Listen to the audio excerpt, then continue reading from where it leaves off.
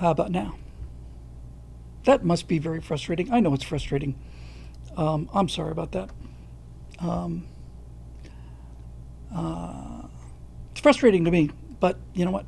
Um, Sometimes more more frustrating things can happen. So anyway, as I was saying, for those and as those of you on YouTube who are lip readers know, as I was saying, I got a chance to do something that that I was asked to do quite a long time ago, and and uh, and read any one of the speeches in this book of Great American Speeches.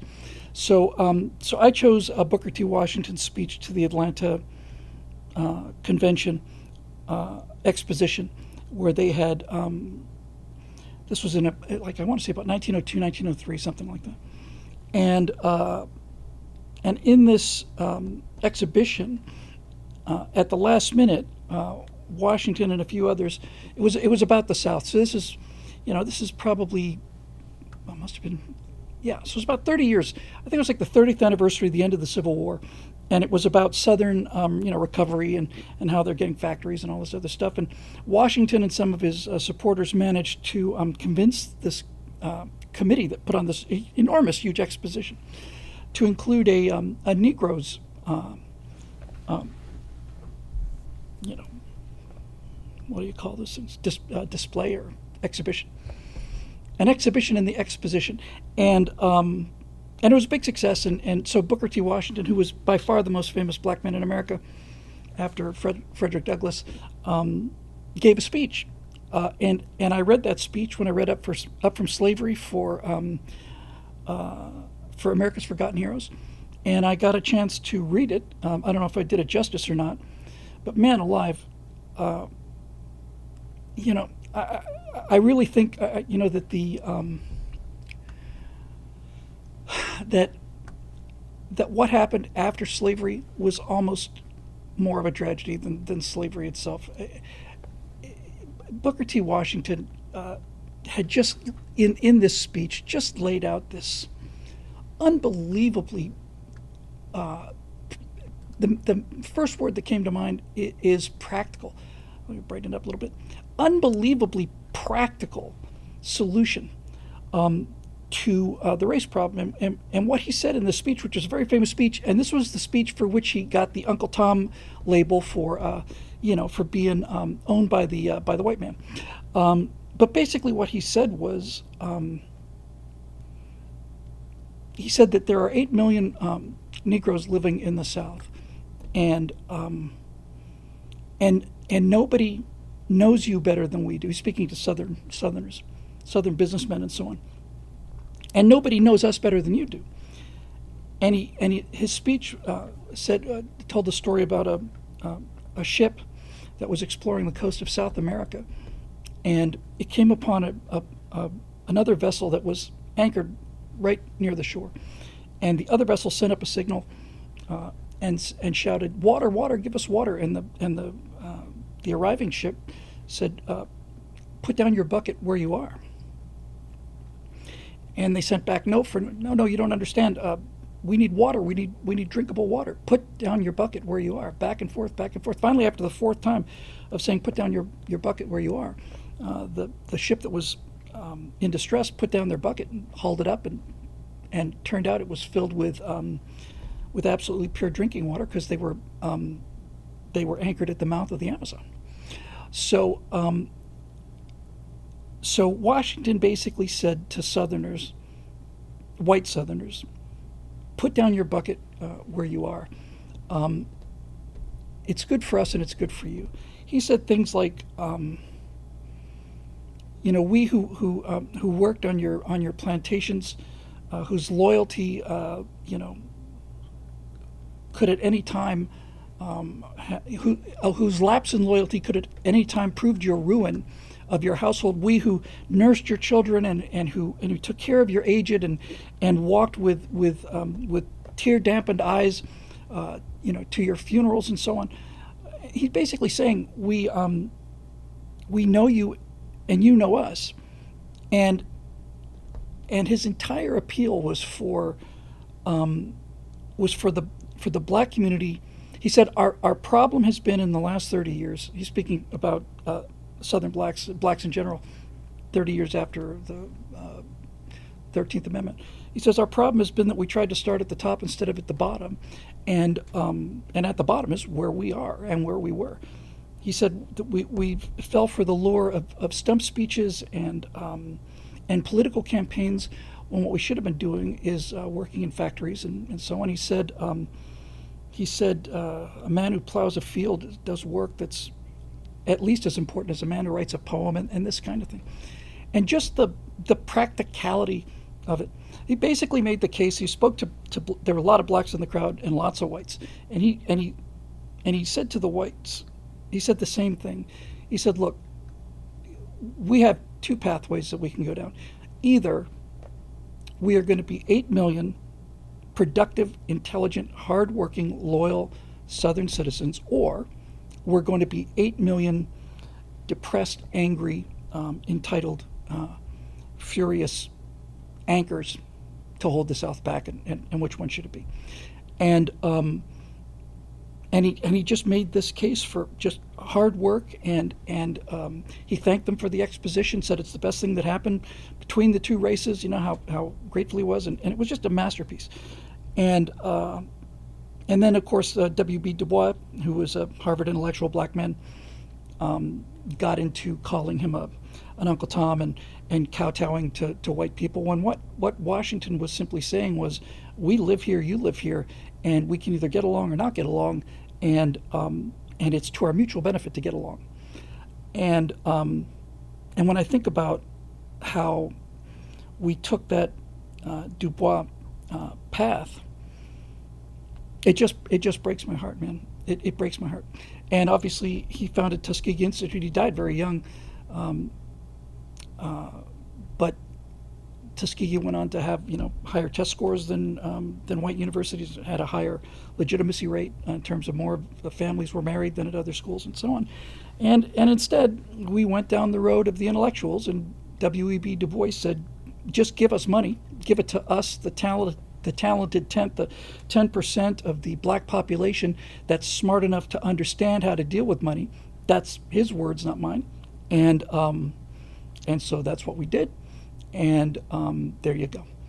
P7 2017 says, in other words, we could compare hard evidence on the legacy of slavery with hard evidence on the legacy of liberals. Yeah, that's Thomas Sowell, probably the smartest man alive today. Anyway, it was I was very, very proud to be able to read that and just be a part of it. I don't know anybody there who did it. Marisha says, has anyone made a movie on Booker T. Washington versus W.E.B. Du Bois? No. Booker T. Washington was largely erased from the culture. Kevin Eric Snell is a name I don't think we've seen before, says the talented 10th turned out to be the top 10% of grifters. Yes, the talented 10th would be your Al Sharptons and your Jesse Jacksons and your all of these grifters, and I understand why it happened, because what Booker T. Washington was asking for was very, very hard, and what Du Bois was asking for was very, very easy. And I still think that a significant number of young black people would respond to Booker T. Washington's message if he heard it. So maybe that's something for me to do. I could do it now. Richard Dark says, if they make a movie, they should cast Denzel Washington as Booker T. Absolutely, yes. And Marcus Garvey as W.B. Du Bois. I don't know that face. Let's have a look.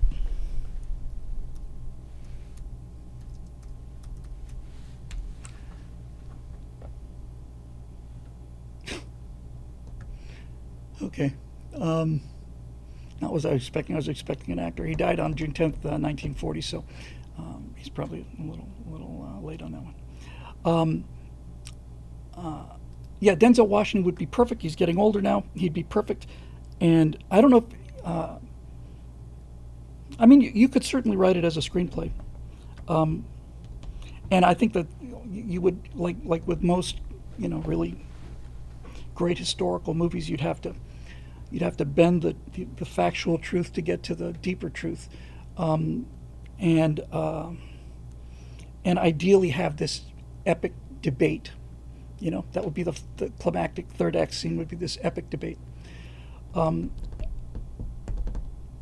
Somebody needs to do the Booker T. Washington story, and Denzel would be perfect for it. More than that, I think he'd do it. I really do. I think if somebody put a good script in his hands, I think he'd do it. So, there you go. So, uh, let me, I'm sorry to have to do this again. Let me just run and check the air conditioning because I just turned it on. It's a little toasty in here, and see what I can do. Hang on one second.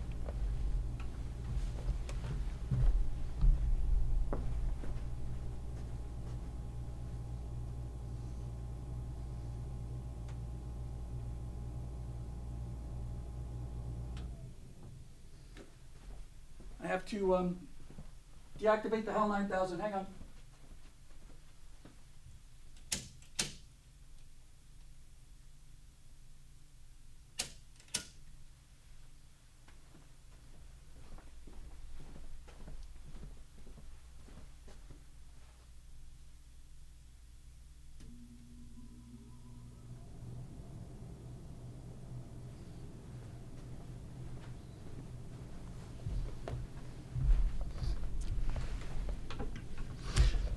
Okay. Looks like we're pretty much as here as we're going to be. So, let me tell you about my fun week and day. Changing subject here. I have been extremely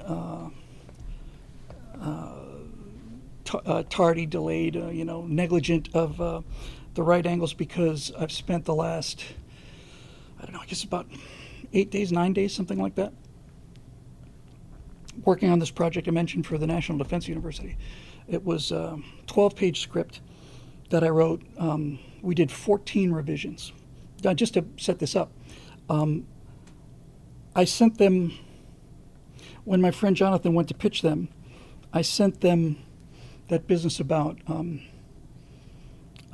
solving the riddle, about Western civilization, Western way of war, and all of that stuff of the battles between the Greeks and the Persians and the Archangel Michael and the faces of the veterans and all that stuff.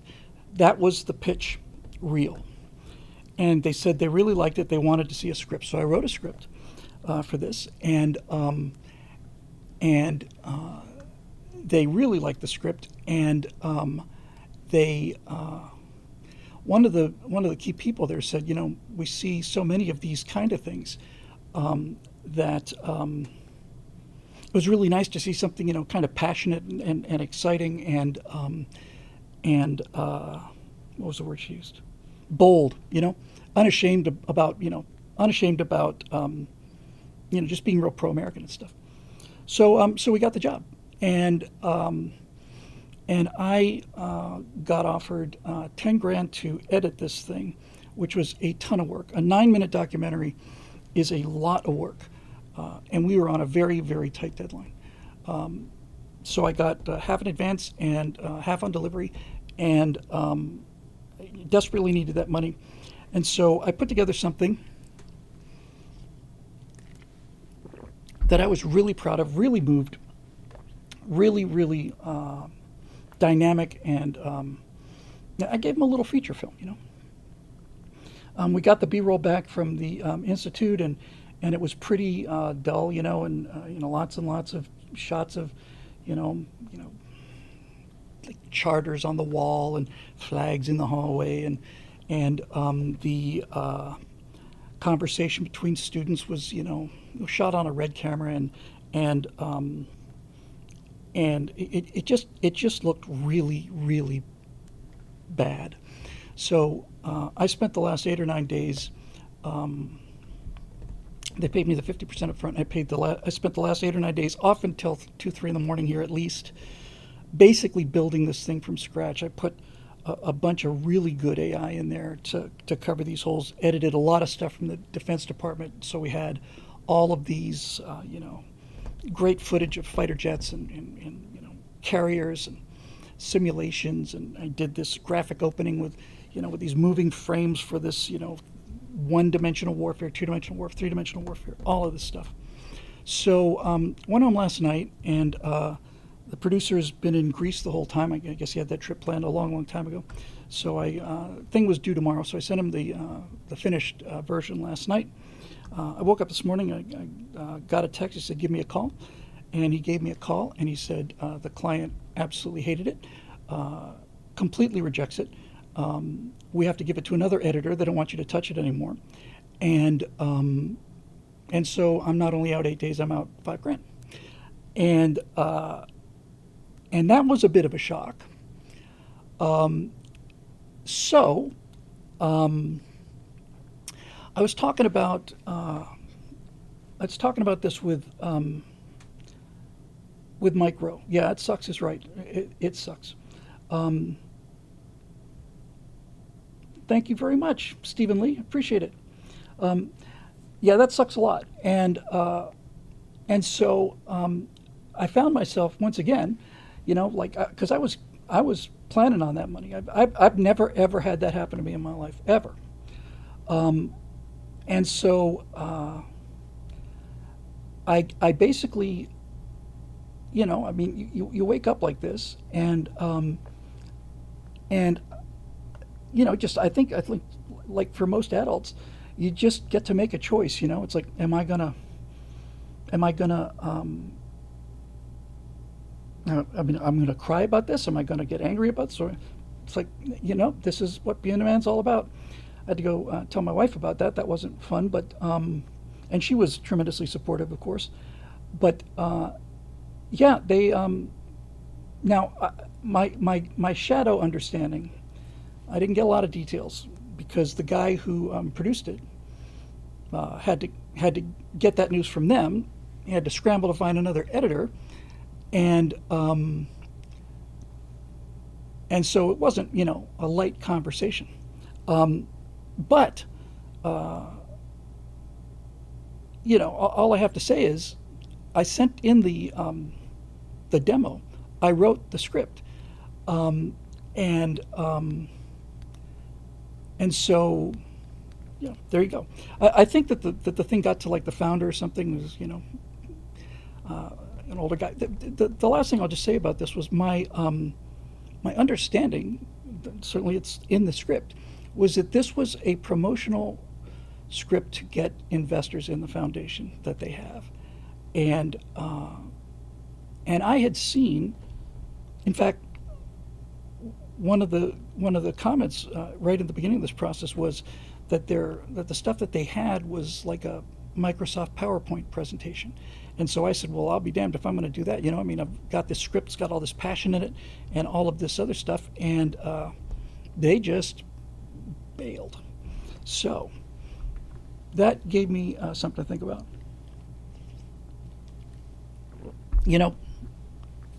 I mentioned this with Mike Rowe, but not on the show you saw, on Mike Rowe's show.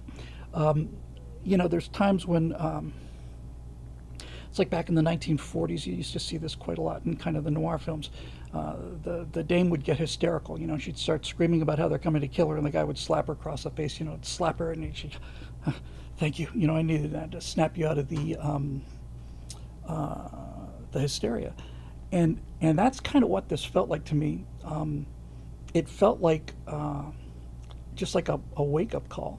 So, the short form is, hail, Gare.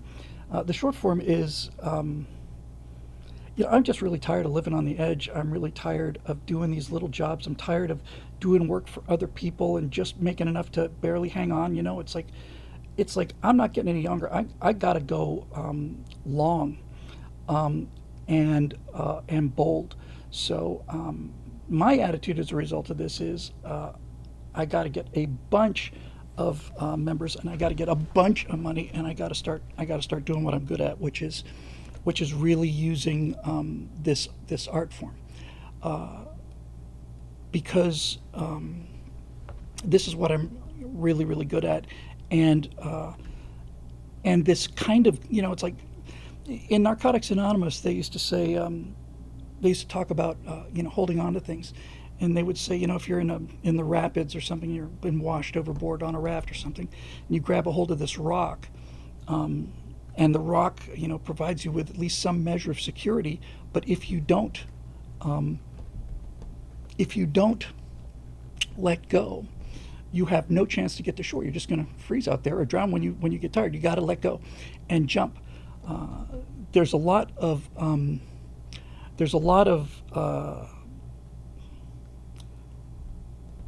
slogans and things that are inspirational in that way. Hang on a second, Roadrunner. I'll get to that. Um, is leap and the net will appear. I love that expression. The Special Air Service in Great Britain, is their motto is who dares wins. Be bold and mighty forces will come to your aid. That's always been true for me. But it is this is the least margin I've ever had. So what I really need to do in order to get there from here is I've got to just drive this membership thing crazy hard. And that leads me to something else. Roadrunner says, Bill, is the site payment system fully operational? That has to be the first step. It does have to be the first step. I haven't had a chance to check it in the last like 4 or 5 days. And so my answer to that is, could be. I'm told it's working. And thank you, Lutheran. I appreciate it. But I'm feeling strong. And so, yes, the membership has to be there. But one of the things, thank you very much, Trinity Waters, $5 super chat says, spend this first. You're very sweet. I appreciate that. But, my heart, the kind of thing that they'll fill you in, Lady Jane. My heart is with with stuff with the colonies and telling stories that way and all of that jazz. And I keep doing all this other stuff that is not my real passion, and I'm just getting older and older and older and running out of time. So so it seems to me I can't just drop everything and just go after it. Just can't do it. I mean, got to worry about next month's rent here at the studio and home, all of this stuff. But my reluctance to go after members and membership and stuff, I think, has finally been beaten out of me. And a comment we got, I've forgotten the name of the person we got last time about you have to get over this, is really, really helpful. So, so yeah, I'm just going to go full tilt boogie on it. We've got 6 episodes with Mike Rowe in the can. I can schedule Gary Sinise or, I'm not so sure about John Voight, but there's a number of other people I can do. There's no way I can get a home studio, Lutheran. Natasha's got so much art stuff going on. It's just out of the question. But in any event, I just find myself just like slapped out of it, because I was just looking like what other little jobs can I scrape together in order to keep this thing rolling, and then I just kind of smacked myself, and just said, no, it's no. I want to be rich. I want to be rich now, and I want to make other people rich now, and I want to do something important, and I can do this. It just, you live in this kind of somnambulistic state where it's like, you got all this thickets and stuff right in front of you. You can't see over it, and so I'm just going full tilt boogie. Now this led me to I went home. I got out of here around 4:30. Went home, took a nap, took a little nap, and came back. And while I was lying there on the couch, I was just half asleep and half awake, and I came to realize that there is a tool, is a weapon that I have that I can use now, I mean now, and I haven't really played this card very much, and that card is, I've always had the ability to break things down and explain things to people. And so, the afterburners and the firewalls and all the rest of that, and the reason you guys are here and all of that, whatever insight I have or whatever. But the one thing that I don't really, that I've never really harnessed is,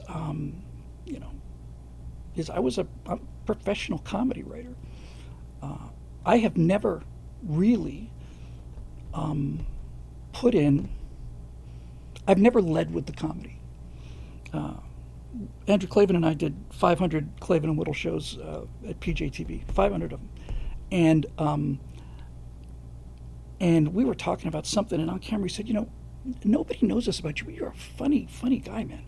And I said, yeah, well, closely guarded secret, but don't tell anybody.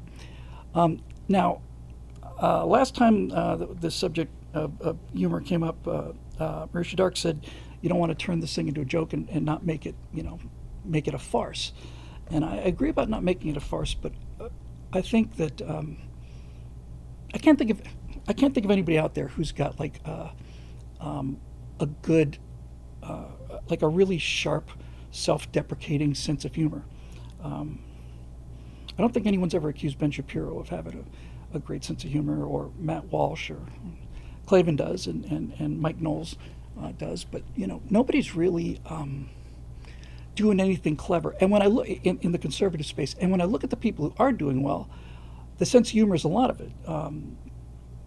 Critical Drinker's obviously the single biggest example, right? I mean, he's become the most important film reviewer in the world because he's got that routine. Yeah, you're right about Crowder, Dave. I just I'm not saying Crowder's not funny. I'm just saying I don't really completely get it.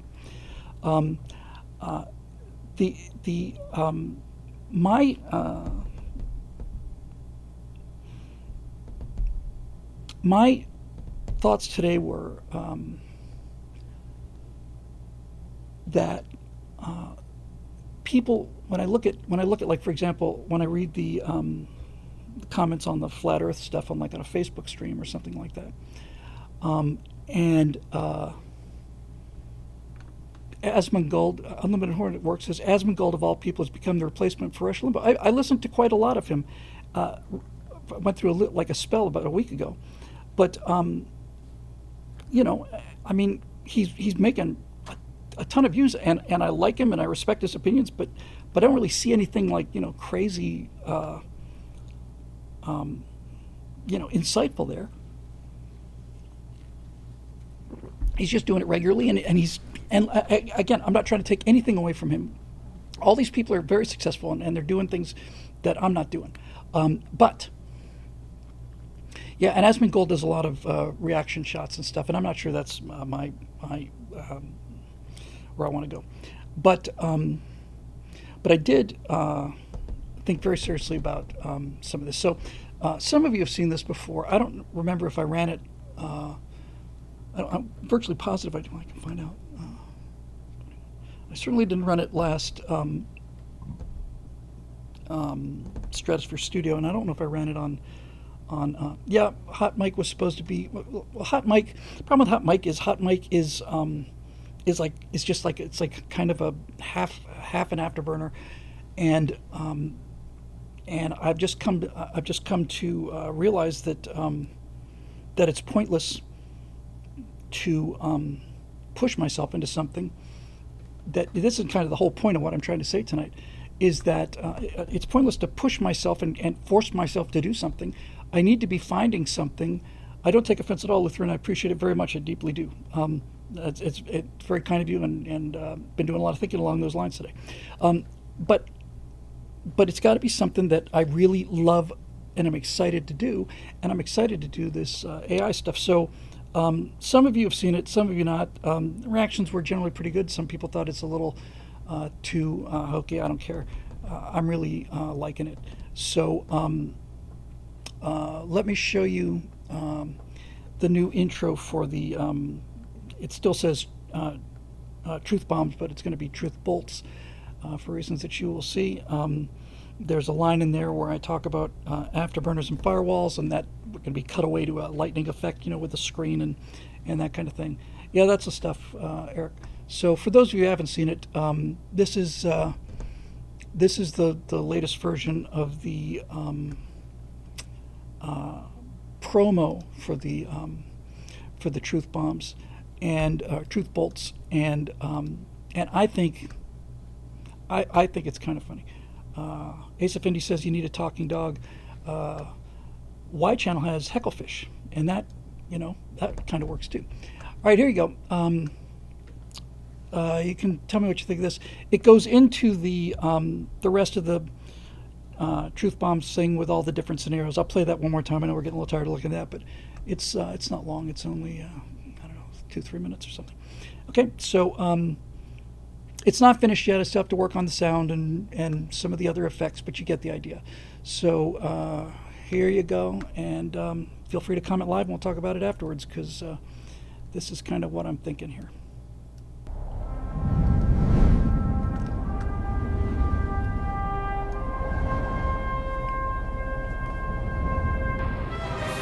Behold, it is I, the mighty Zeus. Hey, how's it going? In the before times, in the time of the Grups, many years ago, I appeared unto you in forms that I thought you could understand. Afterburner, Firewall, and the very earth shook with their power and majesty. But lo, that was many years ago. Now, behold, the great cosmic clock. It is time that I should appear before you once again in a form familiar to you. Oh no! Racist! Homophobe! Homophobe! Fascist! Silence, you puny mortals! Where was I? The time has come again for a new series of long-format revelations, for behold, down in the depths of his infernal workshop, mighty Vulcan has... Vulcan is a Roman god, not a Greek god! Yes, I know it's supposed to be Hephaestus. Piss off, Karen! Mighty Vulcan has brought forth from his forges a new tool, an intricate mechanism for delivering unto you the truth. And with the new tools I now have at my fingertips, I think it's time for a third rebranding of the Afterburner Firewall series of videos. I want to call them Truth Bombs.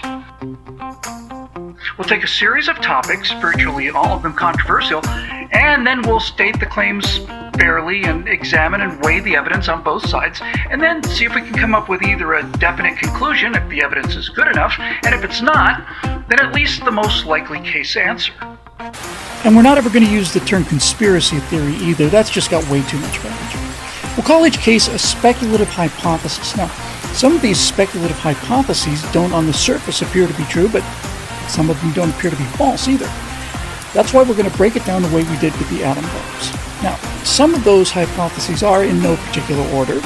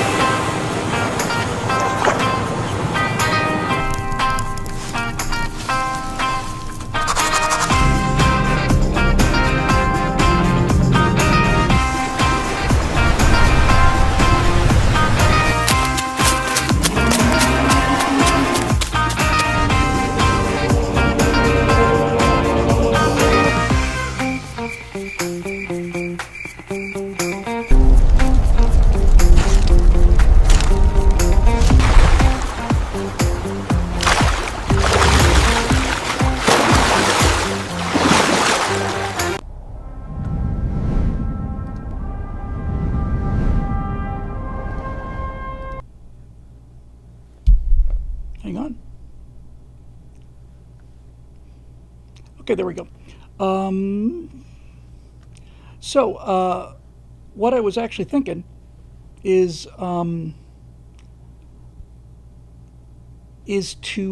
basically do this. Would start off with a very brief introduction from Zeus, just because I like it. I know the lizard people eyes. I told it to give me cat eyes. I'm gonna have to. I'll fix that in After Effects. Yes, I need cat eyes in there. I asked for it and I didn't get it. So what I'm actually thinking about is doing, give you an idea of the kind of the flavor. Start off with just like a line or two from Olympus. So this week, we shall reveal the truth about, and so and basically, and now I must assume mortal form. And then I get into the black suit and do the whole thing will pretty much be AI like this. But to give you an idea of what I'm talking about, I want to start each episode by playing devil's advocate, right? Taking the position of the conspiracy, and being fair about it, right? Not being cheap about it. And then we would kind of explore the evidence for the conspiracy thing, and then we would, as the thing goes on, we get a little more serious when we start dealing with the counter evidence.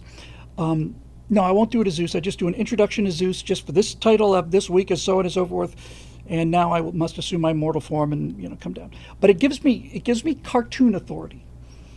Right? I mean, that just kind of occurred to me. If you start the thing off as Zeus as the all-powerful, almighty, all-knowing, you've got cartoon authority. You're not claiming to be an expert. You're claiming to be just a super buff Greek god, and so it's self-deprecating and it's making fun of itself. But to give you an example, you'd start off for the Loch Ness Monster. You'd start off with all the serious stuff, right? And you would talk about a number of people and unexplained wakes, and then the surgeon's photo. I don't know if any of you've undoubtedly seen it before. I don't know if you know what I'm talking about. Hang on a second.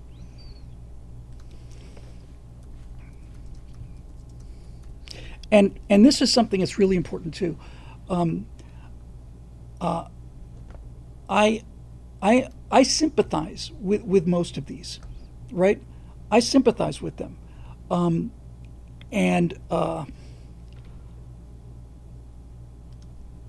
I would like it, if this were true. So here's what's interesting about this. So this, I'll talk about, the best evidence and so on. In the case of Bigfoot, the best evidence is him walking. Everybody's seen the guy loping along through along the edge of the forest. This is the surgeon's photo, and I want to say it's from 1936 or something. Hang on. Okay, of the Loch Ness Monster. Taken in 1936. Hang on, why didn't that go? Well, it's because it's desktop.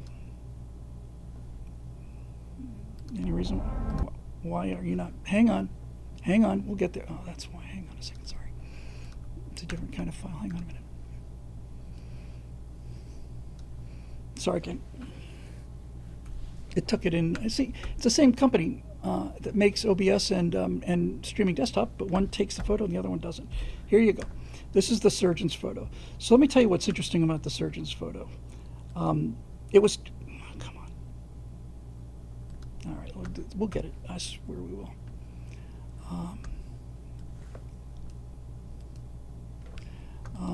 What's so fascinating about this is I saw this when I was a kid. And like everybody else, I really, really wanted to believe in it. And I thought, finally,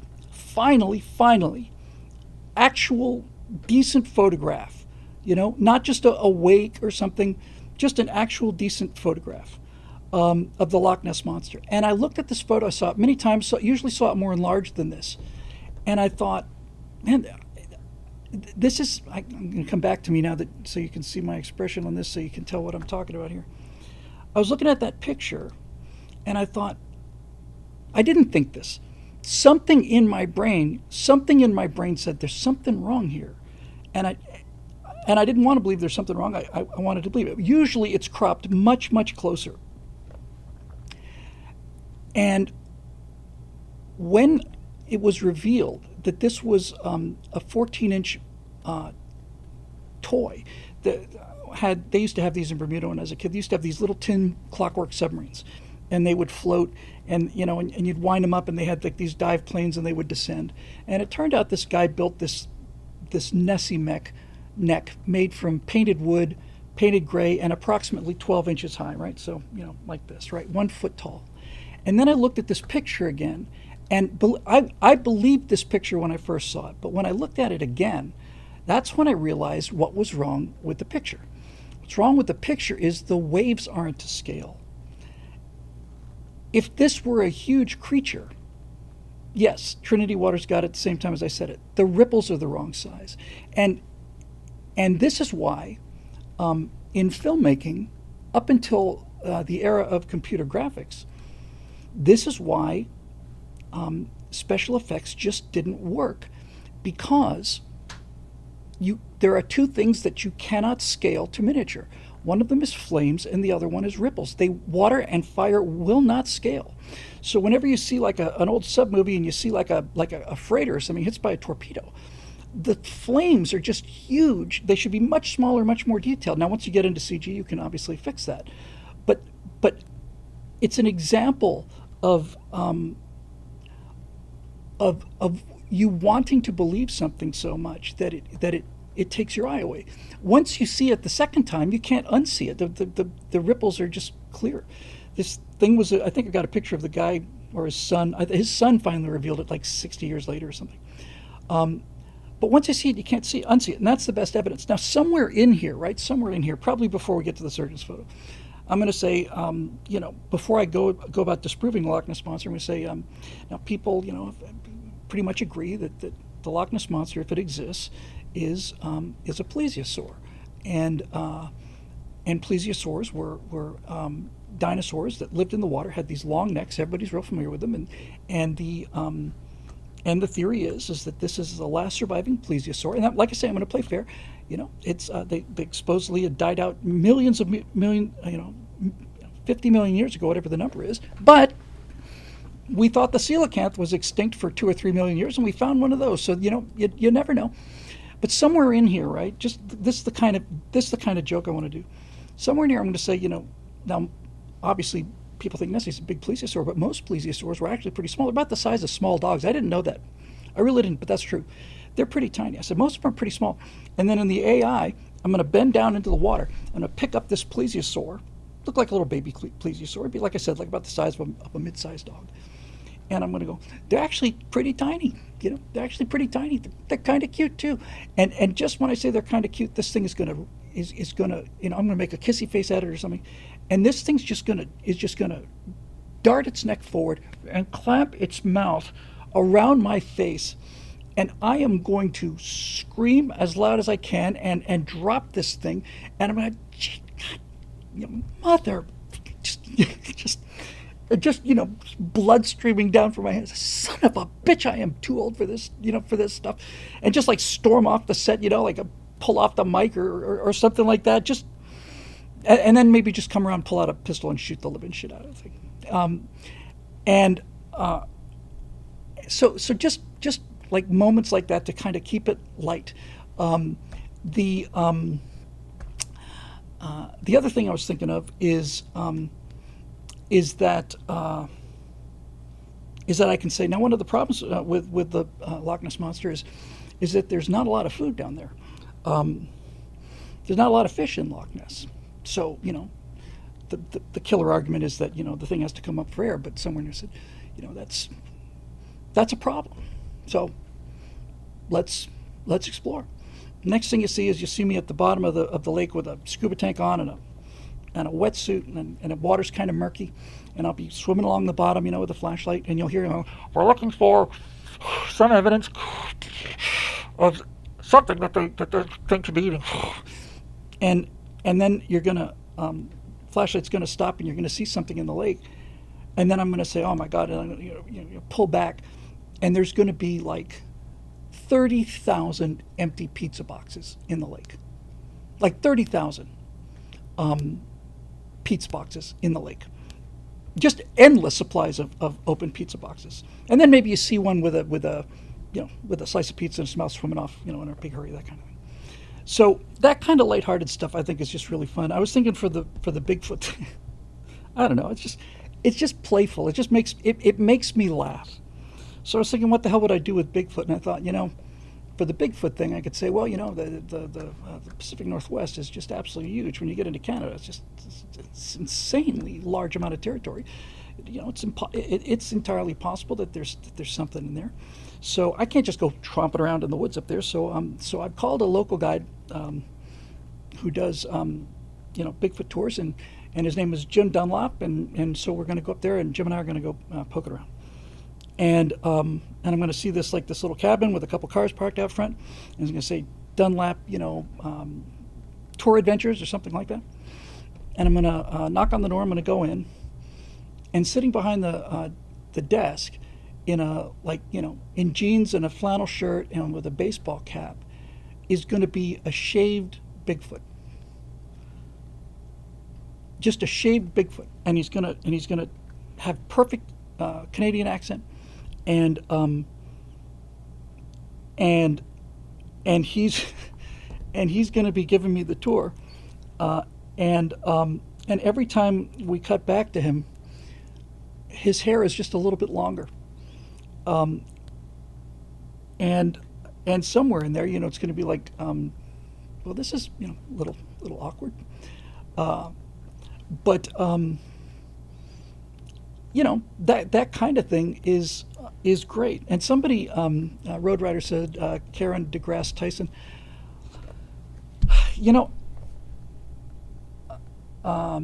Lady Jane Waterman says, Bill, my insane sister, who is my closest friend in my immediate family, believes that Bigfoot is real spiritual being, like some kind of forest guide or something. Okay, there you go. I think that's great. And you know what? I love running gags. I love them. I love it when directors make a small cameo in a movie. The cameos that Stan Lee made in the Marvel films just stopped the movie, just yanked me out of the movie for this. But little subtle little Easter eggs like that, I just really, really like. And just this second I was reading it, who made Road Rider, said Karen DeGrasse Tyson. And I realized that what I want to do is I'm going to put Neil deGrasse Tyson in every one of these things. I'm going to put him in every one of them. And I'm going to put him in exactly the wrong place. You know what I mean? Just I can clone his voice. He's a public figure. It's fair use. He's not. You can't. Yeah, I'm going to AI him. And I'm going to AI him doing the most fatuous arguments I can ever imagine. What did I hear him say just the other day? Another gem. What the heck was it? I can't remember. He's just going to be really quick. For example, there might be like for example, you might be on me by the side of the lake, for example, right? I'm sitting there talking to the camera on the side of the lake, and I said, well, the answer lies somewhere over there, and I gesture to the lake, and the camera pans, and as it pans, Tyson is lecturing like 3 or 4 people, just pans right past him. That's all. Just that. That's all. And you catch just a phrase of dialogue. Just something that's so obvious.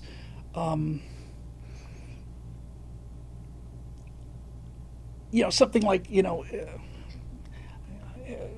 if the Loch Ness Monster was real, it'd have to be a land animal. Some nonsense like that, right? And just every single episode, water is wet. Yeah, that's a great line. I'm just going to steal that, Gummins. That was Gummins. Just like a flash pan past him, and he's talking to like these 3 tourists, and he's got this little booth set up, and Tyson says something,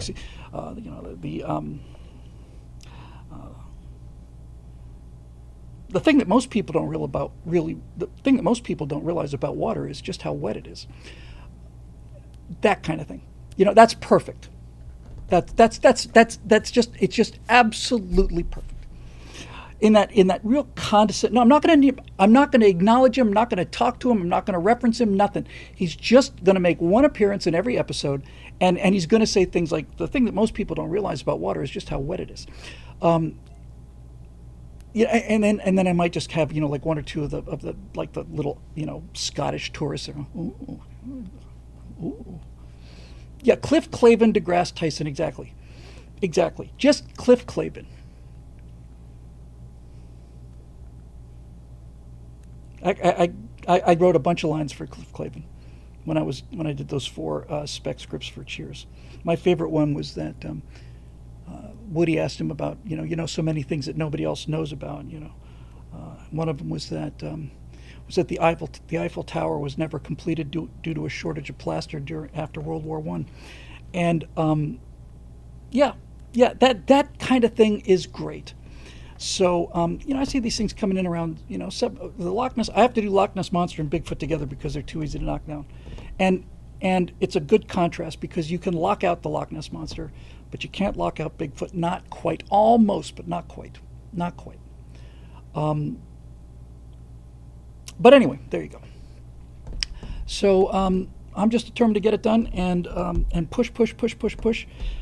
Get enough members up here going so we can start spinning up some other things, and then start working real hard on the elements needed for either big bat problems or the colonies, or maybe even the fullback, the Frank Luke story. Marusha says, even if the plesiosaur were the size of a dog, wouldn't that make the ripples the right size? Not quite. The model's about this big, so it'd be if it's a poodle. But yeah, so got slapped in the face today, and hopefully it snapped me out of it. Don't let me forget. I'm counting on you guys not to let me forget. Caption the screen, mode deGrasse. God, so tempting.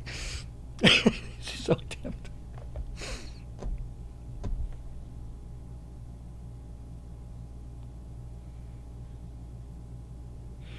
It'd have to be like, you know what we could do? Here's how we could do it. Remember this will date me definitely, but most of you will connect to this. In the Peanuts cartoon strip, Lucy, who I despised almost as much as Nancy, Lucy used to have a little booth that said the psychiatrist is in, and I'll put him behind this little wooden booth that looks like a lemonade stand, and it's going to say something like, "Learn science from Mo deGrasse Tyson," or "Big Science." Big Science with Mo deGrasse Tyson. Because it's too good to not use. It's just too good to not use. No, I can't have him mowing. He's got to be lecturing. He's got to be constantly lecturing. Dr. Mo deGrasse Tyson is in. That's it. That's got to be it. That's got to be it. You got to put them together. Dr. Mo deGrasse Tyson is in. In. MOE with an E. Absolutely, yes. Dr. Mo deGrasse Tyson. I am the science. Yeah. All right. Anyway, I'm excited about getting on to that now that I don't have this other thing to worry about. And I got to make things happen fast. So once again, I will do a test of the emergency membership system when we're done here. And thank you, Road Rider. And yeah, just something really fatuous,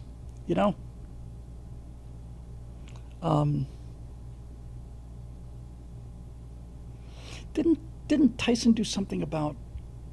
He did something about white people or black people or something. I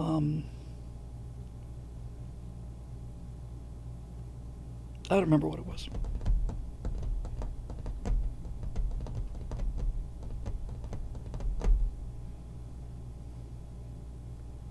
It just makes me happy. Makes me happy. There are. Since we spoke last, there are new software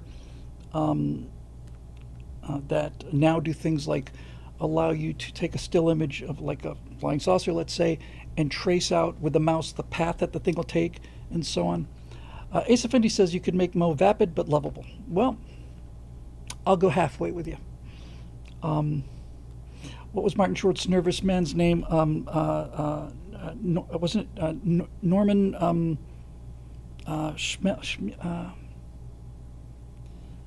Norman Schmell? Something like that. His lawyer. What was his name? I'm waiting for it to come up so I can move on. Okay, time to go to the questions. Yeah, he was originally the attorney for the tobacco companies. I know that. I know that. Oh, what was his name? I gotta know now.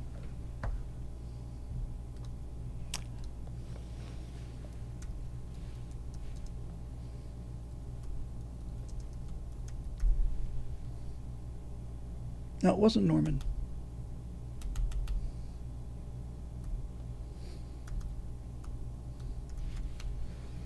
Nathan Thurm. Nathan Thurm. Yeah, Nathan Thurm. He was absolutely fantastic. Anyway, I'm excited about doing these, and as long as I'm excited about doing them, then they'll get done. So, there's that. And I'm going to start thinking seriously about. Well, first we get the membership up one step at a time, but yeah, it's getting to be crowdsourcing time, and it's getting to be time to really crack out the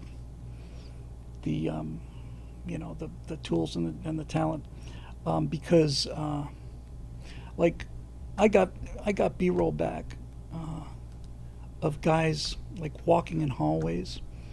I'll just show you a couple just since then we'll get to the questions here. Here.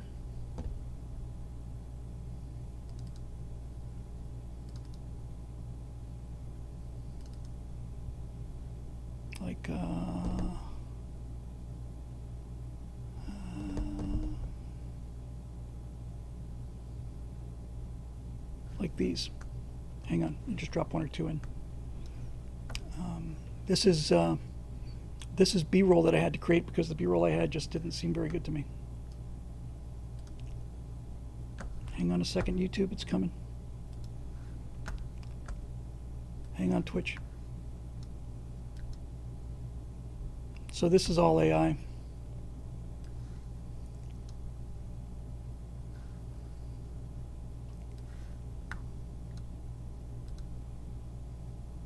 And then I got a third one. I think this looks pretty good, man. I think it actually looks really good, come to think of it. So, I'll just run them one more time for you guys.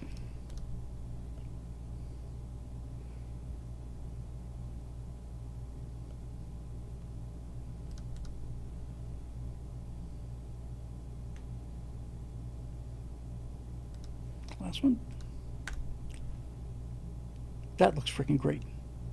That just looks great. I don't think anybody would be able to tell. I mean, really, it's time to go, man. It's time to get some of this stuff on the road. Here, just since I'm in a mood, let me just show you one or two others that I did. Where are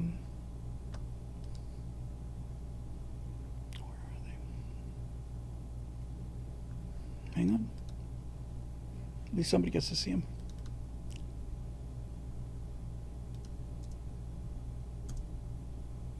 Here you go.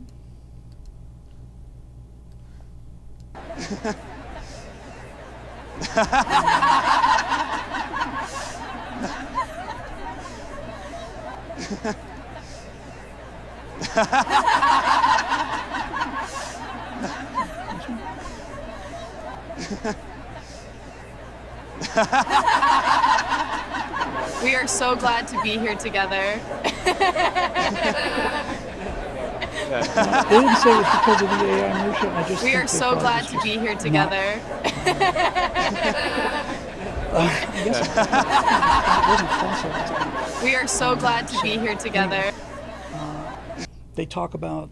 I wrote the script. I know what they talk about. I wrote the script, and they went through 14 drafts of the script. So, the big part of it was, this international cooperation and all of that stuff.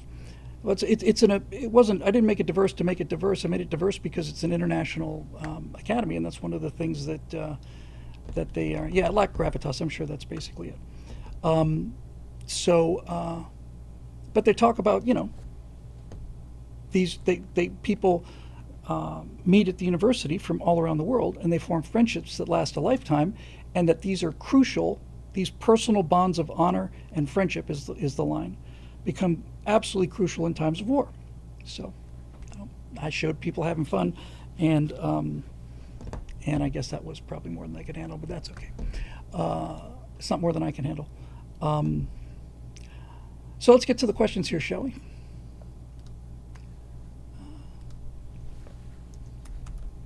I gotta back up air conditioning here, and I don't want to turn it on because it's so loud, and it's directly behind me, which means it's going right into the mic. But as soon as we get done with this, boy, I will be turning that baby on, because it's like 80 degrees in here. It's pretty warm for me. Let's see what we got. So before we get to the last thing, before we get to the questions, here's the master plan. Get this ability to get memberships in there, and then just push. Get these truth things out. I've got 6 story mechanics in the can. I can start on Major Mace Mattingly now because I don't have to do motion capture. I'm gonna put the time that I've been putting into other projects for the last 3 or 4 years into our stuff. What a shocking, radical idea. But it's funny. It's just plain desperation. You got bills, and membership was declining because I just didn't know what to do in place of the afterburners and the firewalls, and so anyway, things seem to be sorting itself out. All right, so we have a capital G geek, we got a Road Rider, we got a Marusha Dark, we got an Eduardo Enrique, we got a Ray Juarez, we got a Road Runner, we got an Eric Blake. Okay, we'll probably get those. All right, here we go. Capital G Geek. Is that the first one? Yep. Greetings from the swamps of Northern Virginia. Greetings to you. The swamp ape is another one of these crypto-zoological creatures, so is the Yeti and all the rest of that stuff. Which is, some significant evidence in favor of it. Glad to hear you're going to cover TWA 800. Here's a decent article that should provide some info on that.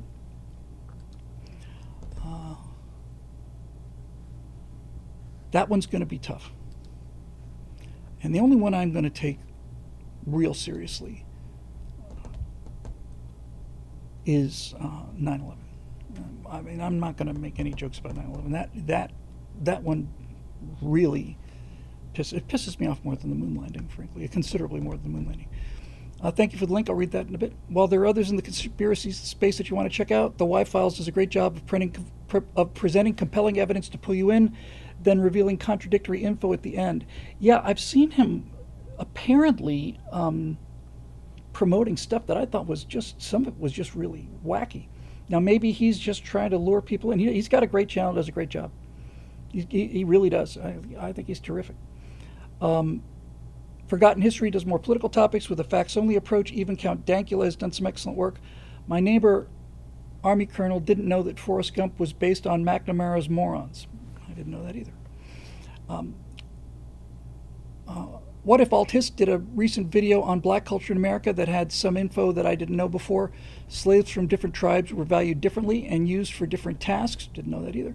And the South has less racial tension than the North because slavery created a type of caste system which provided a framework for interracial interactions. It's worth a watch, yes. And that goes to the Booker T. Washington thing that I just happened to open up by chance here. That's an hour. Looks like it's good. 6 days ago, 148,000 views, not bad.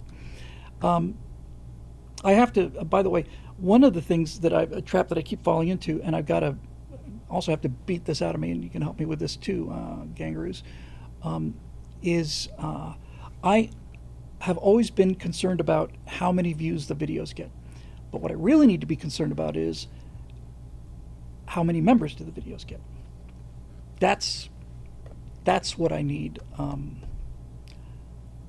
to stay clear on, right? how many members are these videos getting, and are the members happy? And if I have an audience of 5,000-6,000 people every video, then we are golden.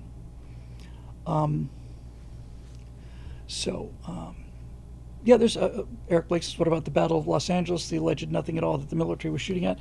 We're not going to run out of stuff to do.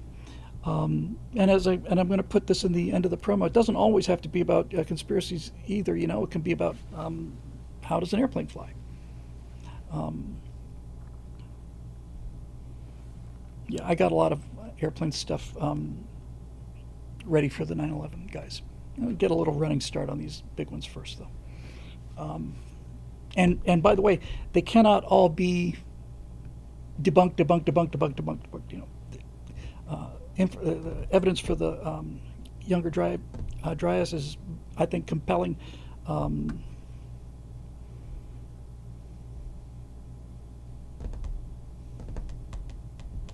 TWA 800.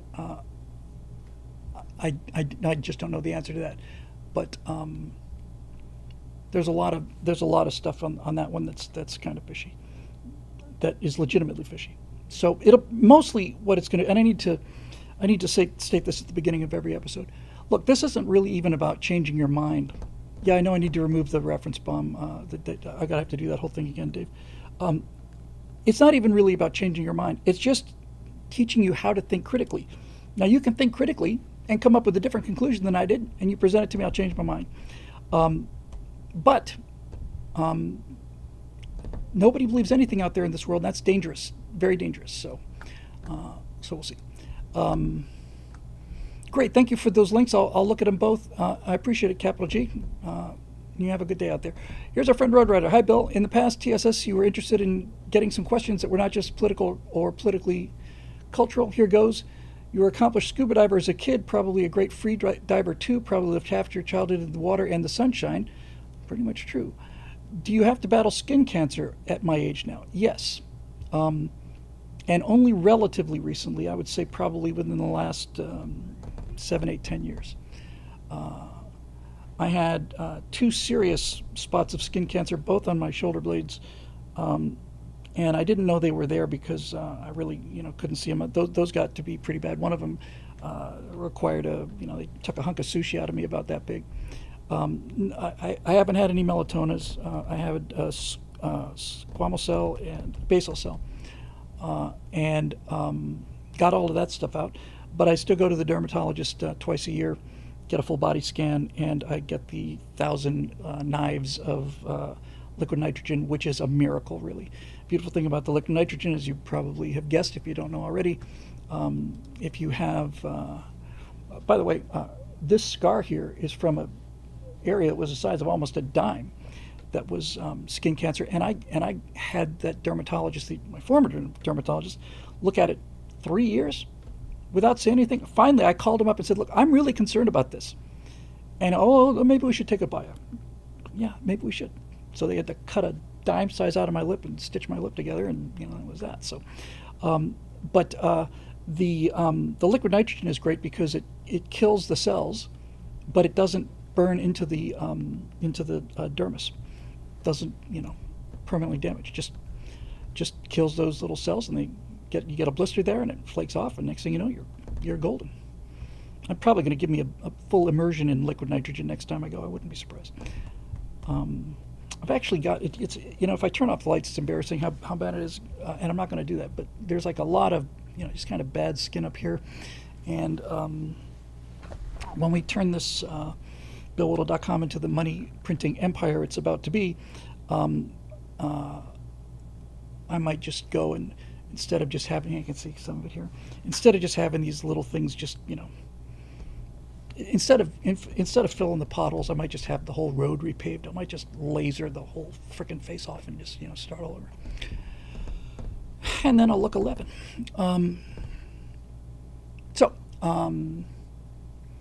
Back to Road Rider. Bermuda to Florida to Southern California, all around the water. Have you ever tried to surf or water ski? Yes. I have. In Bermuda, I love body surfing. I loved it. I still love it. It's my favorite thing. The nice thing about Bermuda was, the waves were never terribly big there, but a lot of the beaches had sand that went out a long way, so there were no rocks that you could get dashed on. And of course, I was smaller than I am now, but I used to love to go out there into 6, 7 foot waves. You know, you make that mad scramble to get over the crest of it, and then it's just euphoric. And I loved getting tumbled. I just loved it. I loved it when the wave curled over me and I'm just getting, one time only, I got smashed by a pretty big wave, and just as I was coming out, I got pulled back down again. I thought, oh, okay, I'll have to hold our breath a little longer than that. When I was probably about 11 or 12. When I was never a free diver, but when I was certainly 11 or 12, right around that age, I could swim in an Olympic-sized pool. I could swim from one end to the other end, back to this end, and then back to that end underwater. So 3 lengths underwater without a breath. I probably could do a third of a length now. And my dad taught me how if you have to hold your breath for a long time, just breathe deeply for a while, just super oxygenate your blood. And that, that was kind of impressive and cool. But I never did any free diving. The deepest I've ever been is about 65 feet. If you want to look it up on Google, I'm not going to. Yes, I am.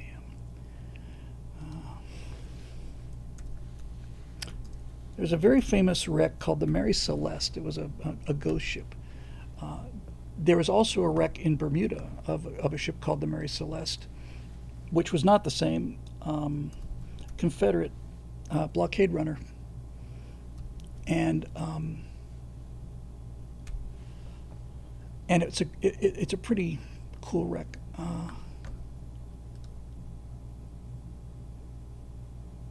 Yeah, here it is.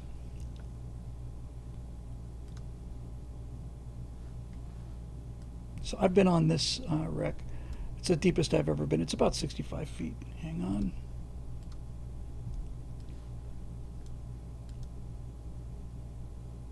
You can see that's the paddle wheel. This was the time I mentioned when I was probably about 8 or 9, I guess. And 65 feet is, it's certainly not deep compared to real divers, but considering the reefs we usually dove on were, 25, 30 feet, it was pretty deep. It's a long way up to the boat is what I remember looking up that rope. And our dive instructor, Kevin, had given up on anchors a long time ago. He used to use cinder blocks because he lost too many of them in reefs. And he ran a dive concession at my dad's hotel. So, we're scooping up all the 5 or 6 tourists who are relatively experienced divers. They're climbing in the boat. I'm in the water. I'm getting ready to climb out or be pulled out, and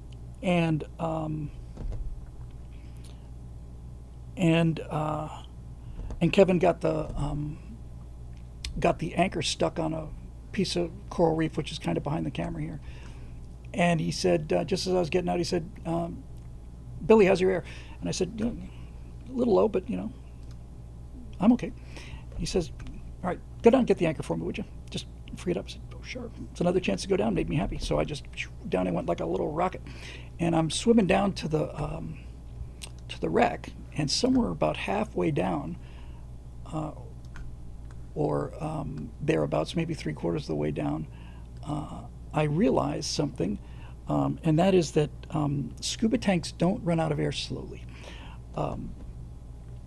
I was going down, breathing normally, and then I went down. I thought, I have to pull a little harder on this breath. And then the second time was, I have to pull much harder on this breath. And the third time was, oh boy. I wasn't risking the bends. We weren't down there that long, Dave. We were down there, we're probably down there 10, 15 minutes or something. But I remember as I was on my way down, I was actually kind of fighting it, and I thought I was okay, it'd get a little hard, but it's just like once you start feeling it go, you got 3 or 4 breaths. So I managed to get the thing free of the reef, and I'm coming up the rope, and the one thing that was a really beaten into our brains. We never really worried too much about the bends, to be perfectly honest with you. Almost all the dives were 25, 30 feet.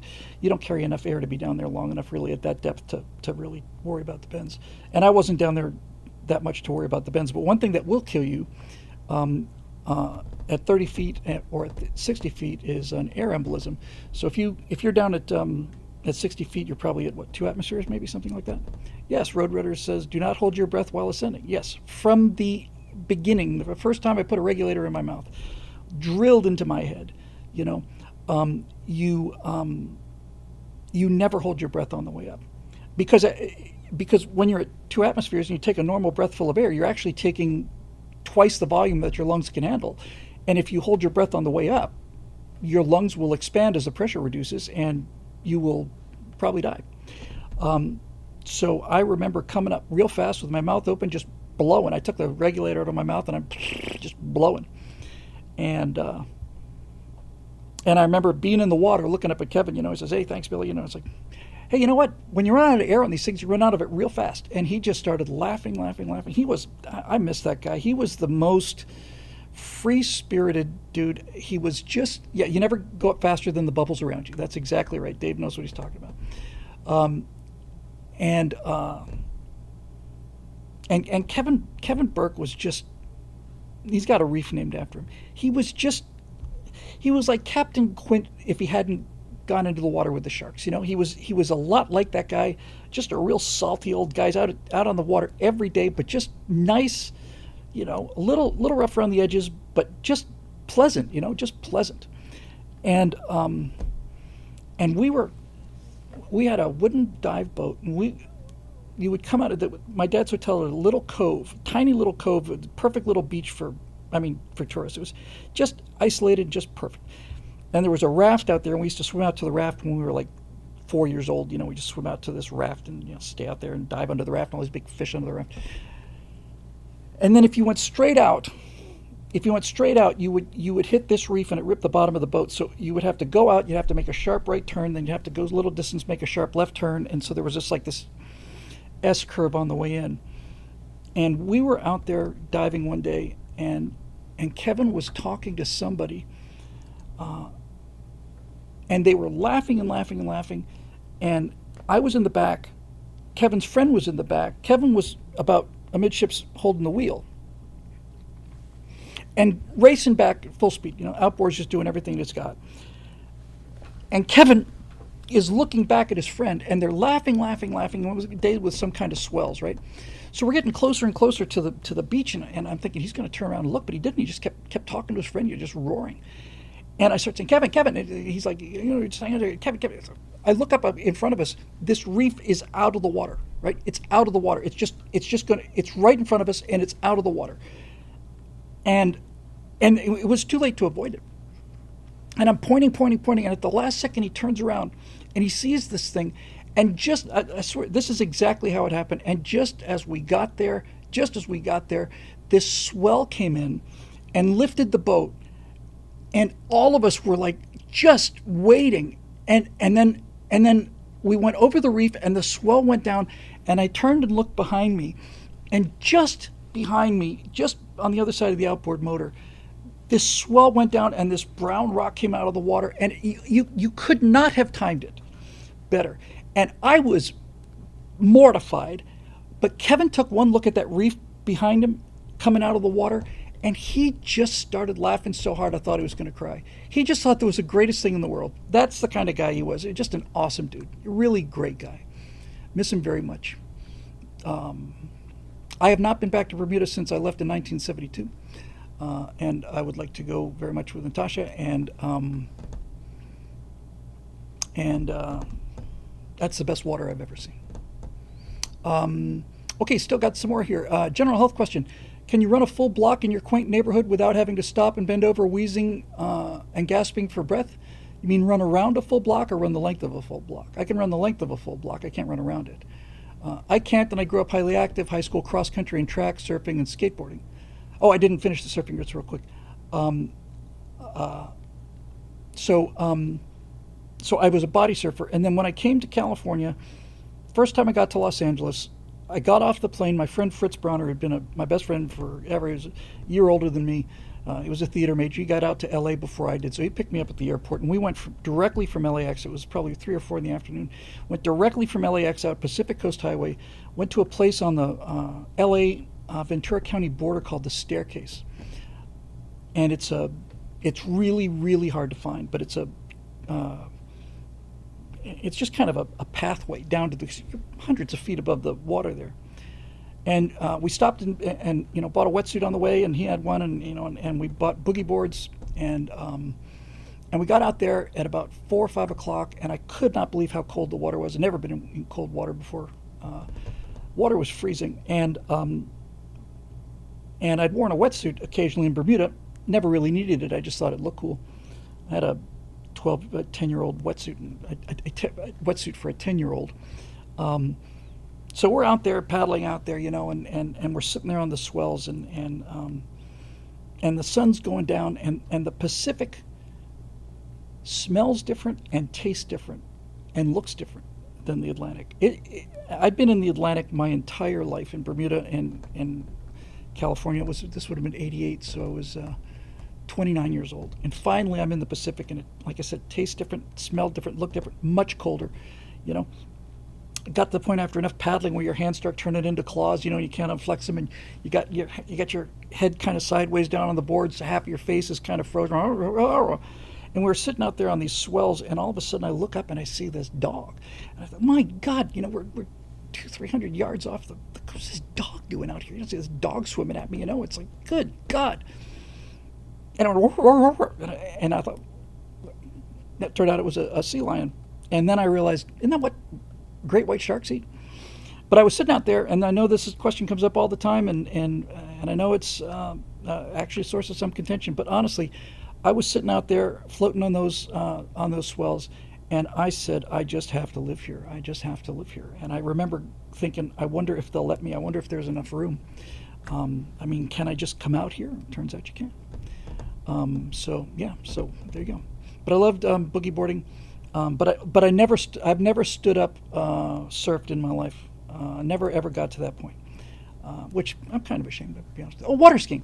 Phil. I don't know if Phil is here tonight, but Phil has a airboat, and he also has a water boat, and we would go water skiing there's a lake right next to Miami International Airport, Long Lake, freshwater lake, obviously, and we would launch there, and I learned to water ski with Phil and Doug and other guys from the planetarium, and we tried the gently pull you out of the water thing. We tried that kind of pull you out, and it's just impossible till suddenly it's not. And then we started. There was a tandem ski that was about this big, like a trick ski, real time, like surfing on a water skiing on a ruler. Got okay with that, and then we tried skis without skegs in them so that you could ski backwards. And here's the problem about learning how to ski backwards. When you're water skiing and you fall forward, you go flying through the water that way. When you're trying to ski backwards and you fall, the water goes that way. And I think I drank half a lake through my nose trying to get the hang of that. And we spent it feels like it was hours out there, and we were trying to think, all right, so should we do like just this kind of like trick skis? Yeah. Should we do this kind of like constant pressure thing and just kind of slowly go around like that, or should we give like a little jerk by a second worth of time with the slack, spin around, and then take up the slack that way? And that's what I ended up doing. But man, I scooped up. I was like one of those water bomber airplanes. I was just scooping up gallons of it. Loved it.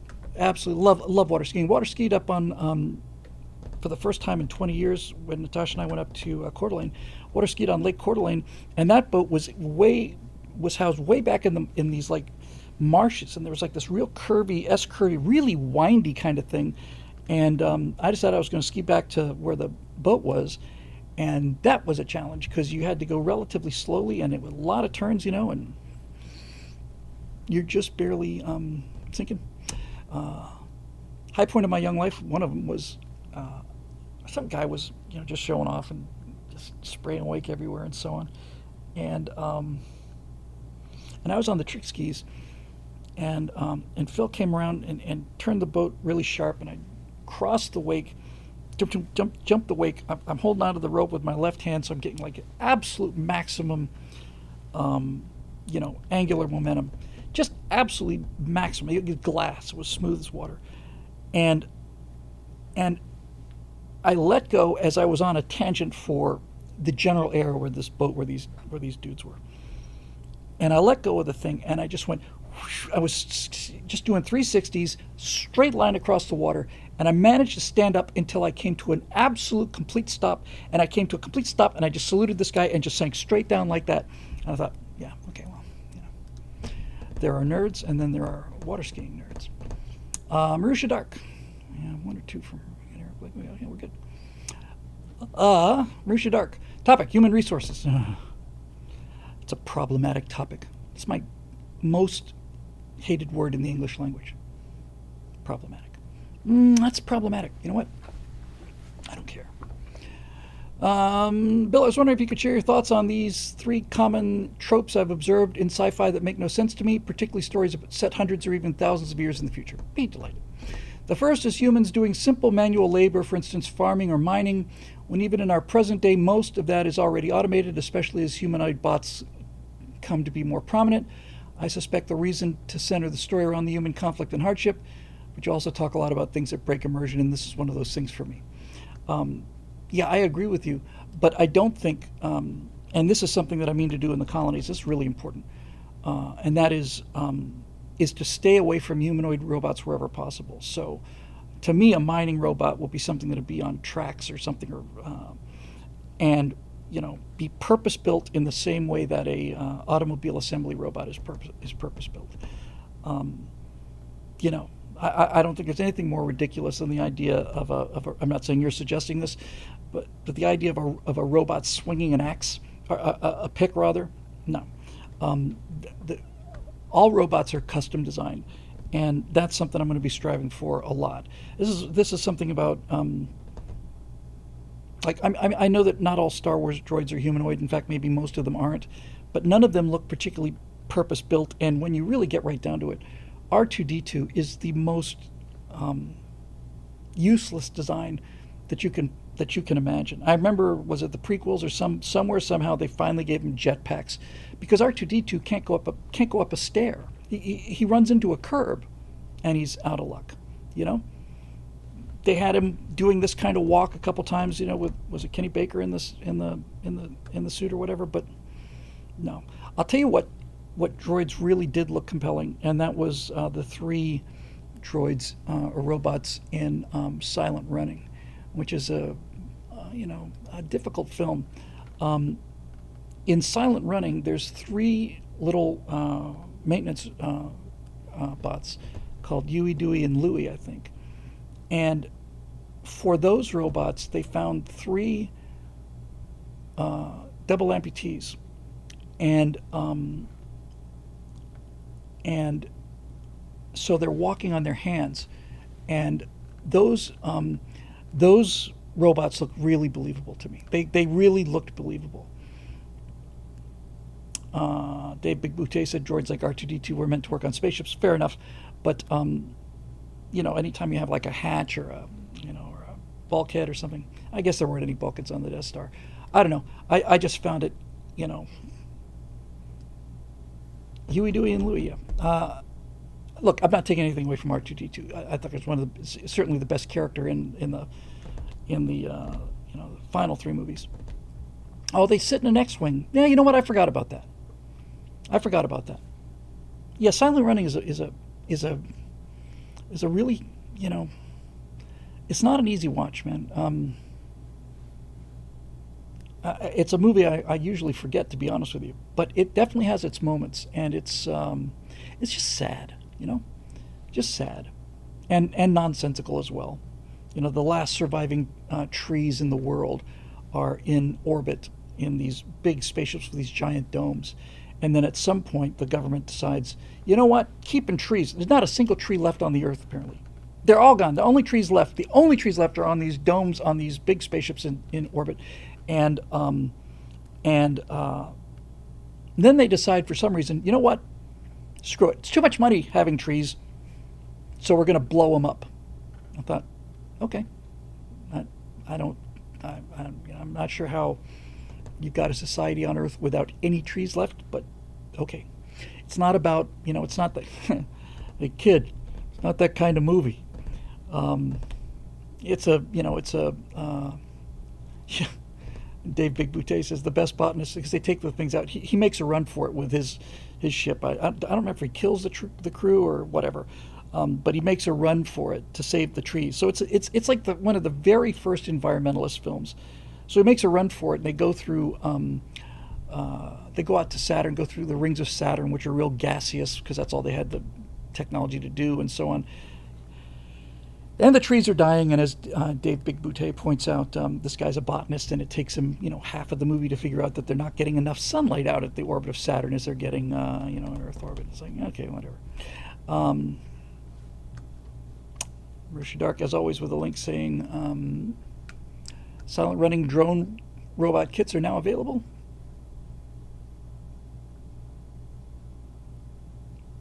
One-eighth scale, so they're not very big. You build them.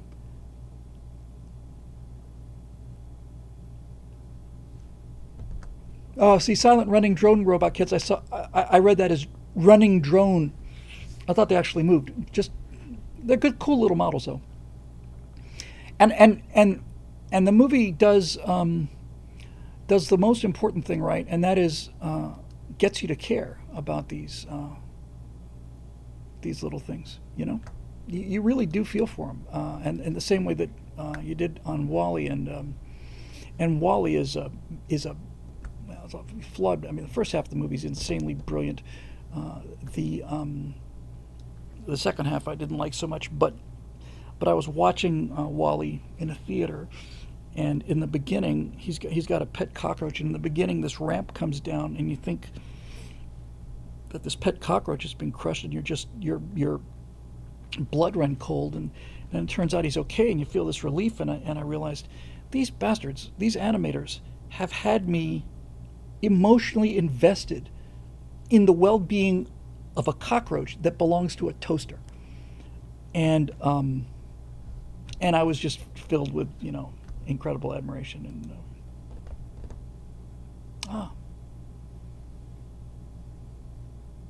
so woman. Well, they sure did look good. It was a brilliant idea. Okay, thanks for that. Moving on to the second part. Second is humans engaging with extraterrestrial food, water, and alien interactions. Biologically speaking, if there's alien life on other worlds, a plant, an animal, bacterium that we didn't bring with us, our human immune system wouldn't have been evolved to deal with it, and it'd kill us just being near to it. Not quite right, but we'll get to that. Not unlike the viruses from War of the Worlds or the liquid water from Signs. Perhaps there is some ingestible technology that gets invented to deal with this, but I've never seen it mentioned on screen. The first science fiction thing I saw to even bring this subject up was Traveller 2300, which I just absolutely love that game. I love the original. I spent a lot more time playing original Traveller, but Traveller 2300 is just wonderful. And what you learn in Traveller 2300 is that that amino acids have a spin. There is either a left-hand levo spin or a right-hand or a dextro spin. And all of the amino acids on Earth, the way that life developed on Earth, has left-handed amino acids. The probability of that happening, apparently, is 50-50.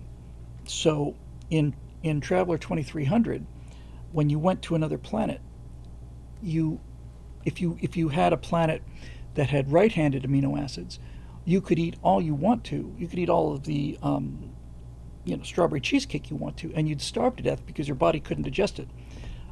Just because it's alien doesn't mean it's fatal. There might be different poisons and so on, but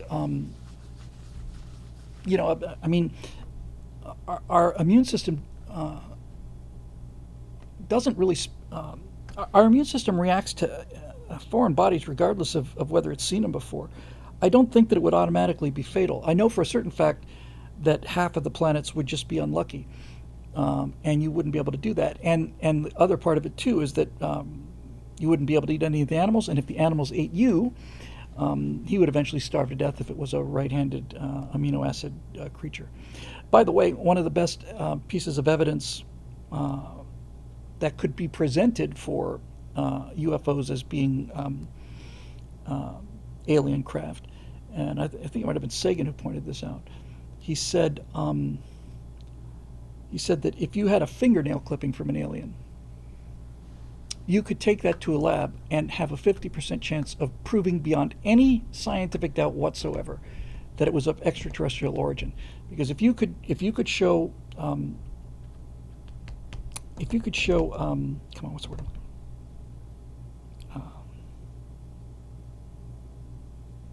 If you could show molecular biology that had right-handed amino acids, then that would be indisputable evidence that it's of extraterrestrial origin. It's 50-50 chance, but there you go. Anything with DNA, if you had a drop of alien DNA, you could prove with that beyond a shadow of a doubt. Even if it was left-handed amino acids, you could prove beyond a shadow of a doubt that it was of alien origin if you just had a DNA sample, because so much of our DNA is shared. People often point out 98.5% of our DNA is shared with chimps. Something like 60% of our DNA is shared with celery. I remember Sagan once again ruining my childhood by saying that the chance of Spock being half human and half Vulcan, said there's a much better chance that if it was a half human, half dandelion, you'd have a better chance of surviving. Vulcans have copper-based blood, humans have iron-based blood, Spock gets copper-based blood, whatever. But that's the kind of kid, it ain't that kind of movie.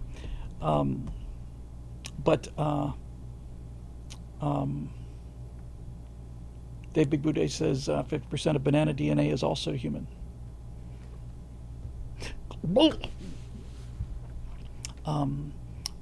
Back to Mersha. Third is the presence of humanoid aliens. Yes, I absolutely hate them too. Or even outright human aliens. In this regard, I've always thought Star Wars did a better job than Star Trek of depicting a realistic diversity of species. Could not agree more. Even the first Star Wars, and that's the only one that matters. The first Star Wars had a small budget, but it had, $12 million? And Lucas understood that the aliens were going to be a big part of that. Star Trek never had the money for that. They didn't even have the money for the facial prosthetics, which is, to be honest with you, one of the things that I like least about The Next Generation and everything after the original series is that, when you throw in Next Generation, Deep Space Nine, Voyager, and I guess Enterprise, the aliens are creatures with different forehead ridges, or maybe the bridge of their nose is different. And I just, I don't know, I thought it was weak. Apparently, I remember clear as day being in a movie theater in 1979 and seeing Star Trek: The Motion Picture, which started off frickin' great. That movie had the best beginning. That movie had by far the best beginning of any Star Trek movie. And everything after that was pretty boring. I wasn't bored at the time, but I remember coming out of it thinking, what did I just watch? I watched 40 minutes of flying into V'ger and stuff. But that opening sequence in Star Trek: The Motion Picture, where you see the Klingon ships, and you recognize them. They're D7s. They're Klingon D7s.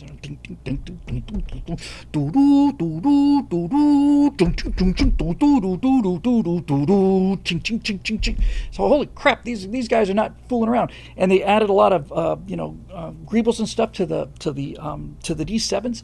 And then you go inside and you see the Klingons, and you got this much more alien-looking Klingon than Worf, let's say.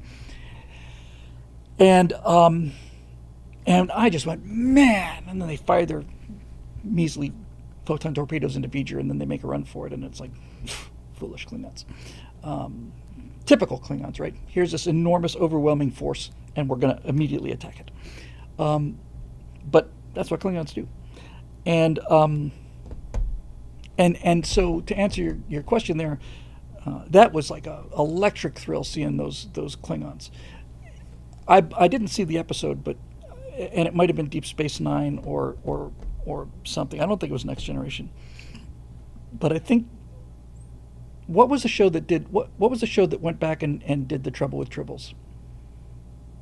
Because they have Worf in the space station. Trouble with Tribbles is set on a space station. Human crew from the Enterprise is there, and a Klingon crew is there. Deep Space Nine, yeah. And the Klingon crew is requesting shore leaves. They're just looking for trouble.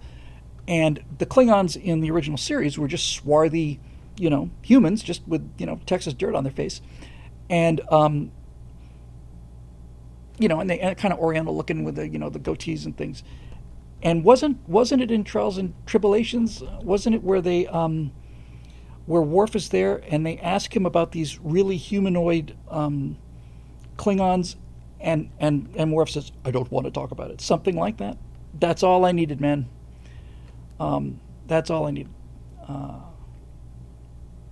I thought that was actually very clever, and there you go. So I'm with you 100%. There are not going to be any humanoid. It is not something we speak about with outsiders. Yes, perfect. That's, I don't need any more than that. It's obviously some kind of weird genetic experiment. And they're obviously very, embarrassed about it. And it's fabulous. But there are not going to be any humanoid aliens of any kind in the colonies at all. And fortunately, CGI and AI now allow you to produce some really cool aliens. I never saw this movie. Was it? And I should, because the clips look good.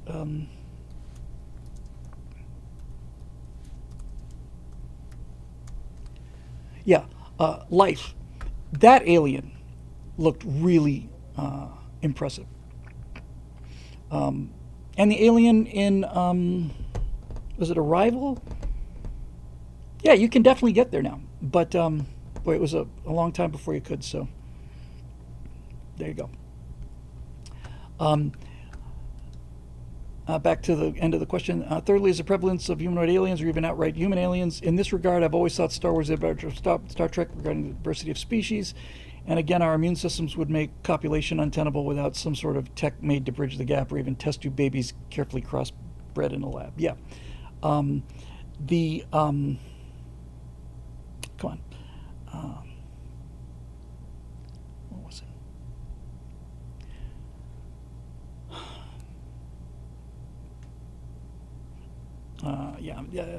Traveler, the original Traveler, had, I want to say there were 6 species. There were humans. There were Aslan, which were the lion people. There were the Vargur, which were the dog people. And then they had at least 2 aliens that were really different. They had the Hivers and they had the Kukri. One was like an herbivore based, like a giant kind of a horse with 4 arms kind of thing. And the Hivers were 6-limbed symmetrical, asparaguses, and it was like, all right, cool, different, something different. And the Villani, those inscrutable Villani bastards. Eduardo Enrique, Bill, greetings from Europe. Apologies for crossing the streams a bit, but I must thank you for your tape on my job rejections last Thursday. I'm glad you got to see it. I thought that was good advice. Your comparison modern job seekers have with online dating apps was an eye-opener and very on point. The rise of HR, DEI departments posting fake jobs was already bad for competent professionals, but the inclusion of AI that rejects thousands of applications before ever another human being seeing them is made for a hell, which your considerations certainly help to alleviate for me, hence my thanks. And yes, I am an electric engineer with master's degree in mathematics and degree as well. Not a studies with a DEI degree. You got to laugh off of me with that, even when the situation is dire, but I will certainly try your suggestion. Just very quickly, Eduardo was saying he sent out, so many resumes and they're just getting rejected out of hand by AI and so on. And he asked for advice, and I said, kind of came up with it on the spot, but what it evolved into was go out, get some nice quality paper in a nice quality envelope, print a very, very short, find out the job, find out the companies you want to work for more than anybody. What companies do you want to work for? find out who does the hiring there, send them a letter on nice stationery, sign it, include your resume, make the letter 4 sentences long, address it to the guy who does the hiring, and require a signature receipt. And I said that will separate you from 20,000 or 50,000 email applications. It's just easy to delete an email, but when somebody sends you something on a nice envelope and it's addressed to that individual person, and you talk about your strong points or initiative and thinking outside the box, and here's why I think I'd be a good fit for your company. I look forward to talking to you. Here's my email address and phone number and so on. I thought that was good advice, actually, and you're all welcome to it. I hope it will help anybody else who's looking for a job. I think it would get people's attention in this day and age. Sometimes you have to go old school. Now for the pop culture bit. The Gamescom Video Game Fair was interesting as a bringer of hope for culture. Never has the audience of hundreds of gamers been so silent, I guess, after the trailers of woke garbage games like Yotai, female samurai focused, played by an ultra-woke voice actress, and so loud with trailers like Black Myth Kai, a game about the story of mythological demon hunter from Asian lore. As games outperform movies and music nowadays, this is a great indicator gamers, myself included, are done with this woke garbage. Sorry for the long post, but I felt necessary to thank you. I'm very glad you mentioned it, Eduardo. I'm glad you got to see the advice. I thought it was good advice, and hopefully it'll work for you. Best of luck and best regards. Thank you. A number of people, Critical Drinker and I think Nerdrotic, reacted to an article about Disney is trying to find out how to, why young men are turning away from their movies and these franchises that they spent billions and billions of dollars on. They're not going back. It doesn't matter. I just think there's just been so much insulting and so much hard feelings and just bitterness that it's like, no, you're not gonna pander to me now, and so on. But movies like Deadpool and Wolverine did beautifully. So did Top Gun Maverick. You would think after things like Snow White and Red Sonja and Ironheart that they would get it. Now look, I've opened up this can of worms so many times. The problem with a girl boss, as opposed to a heroine, the problem with the girl boss is that nobody believes it because nobody sees it in the real world. There are no female warriors. There just aren't any female elite warriors. There are no females that can lift a sword, let alone swing it. And the workaround that they often use in movies is, we'll make her an archer so she doesn't have to carry anything heavy. English longbowmen, they found it in the bones of them that were buried in their clothing as well. English longbowmen had significantly more developed right sides of their body because they had to, I don't know what the pull on an English longbow is. I think it's 120 pounds, 140 pounds, something like that. There are no women that can draw that bow for any length of time, let alone do it for hours and hours and hours. So, a girl with a gun is a different story. And girl bosses, these ninja, chicks like the classic is come on. I hate it when I've got a face right in front of me.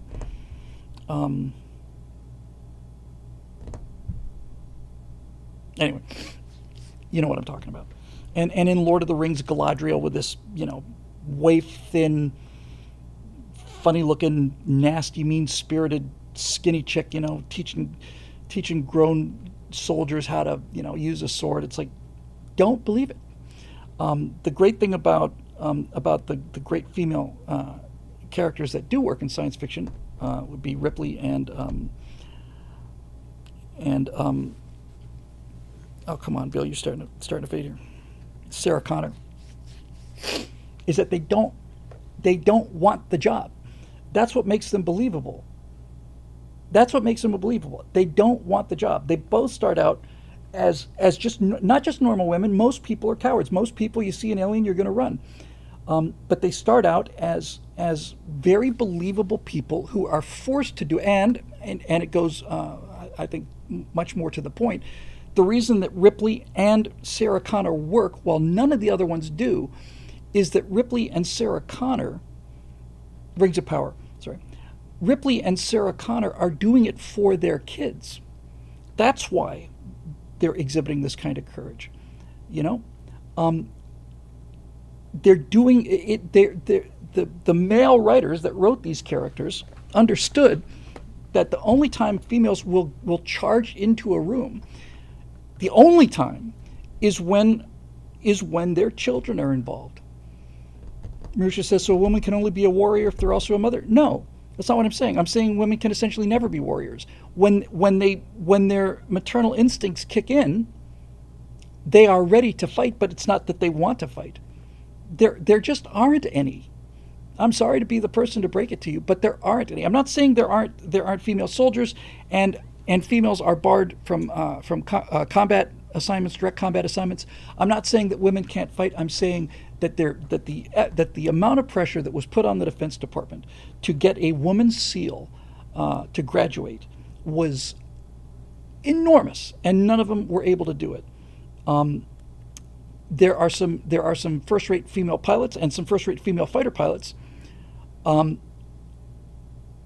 the beginning, the standards were lowered for them. I don't know if that is still true. Certainly, the first two female aviators in the Navy, the pilot was killed with a RAP strike, and everybody who flew with her said she was not qualified to fly an F-14. Period. Now, she didn't just F up the landing. She lost an engine on short final, which could have been fatal for a male. But it's just, I'm sorry. It's just the way it is. Eric Blake says, but that's what's so great about ballerina. You will always be smaller. You will always be weaker. In order to win, you must cheat. Well, I don't see her being able to cheat her way out of a fight with a 250-pound professional soldier. It's not a question of cheating. They give them like what was the one that just came out? The Spartacus woman, right? So you got this. And Red Sonja too. So what they have them do is they have them do these wire foo spinning things, where they're up in the air spinning, and then they land, and they get the guy from behind and all the rest of this stuff. It's like, no. Eric Blake says, with a gun, absolutely yes. Absolutely yes. A little tiny, teeny, weeny little school teacher with a gun wins against a 250-pound guy every single time, so long as she knows what he's doing and he's far enough away that she can put some rounds in him before he gets to her. But after that, it's over. So yes, gun, fine. Now, I've been to the range a number of times, and there are significant numbers of women there, but it's nothing like 50%, Nothing like.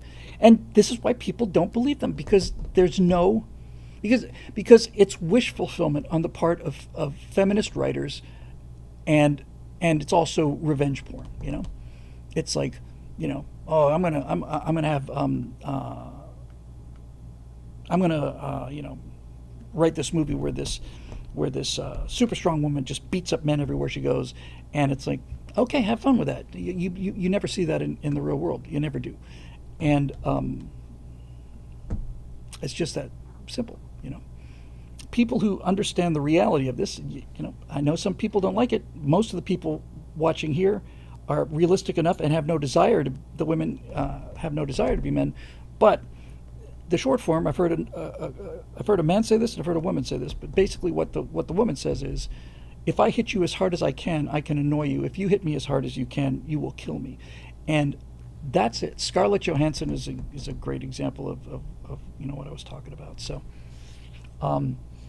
I'm glad to hear that it's showing up in games, movies. I don't see any way to recover Star Wars. People have just left it, Strange New Worlds is an effort to try to get back in the direction. You got a white male captain, but everybody else on the bridge look like, they just look like Latina lesbians in a bar in Tijuana. I'm not impressed, and Tig Notaro, or whatever her name is, you know, that person would be court-martialed. Gina Carano was believable in action roles. Yes, there are a few. There was they did this in Vikings too, which I really liked. I liked that series a lot. And then after 3 seasons or 4 seasons, was it Agatha? Nagatha, Hagatha.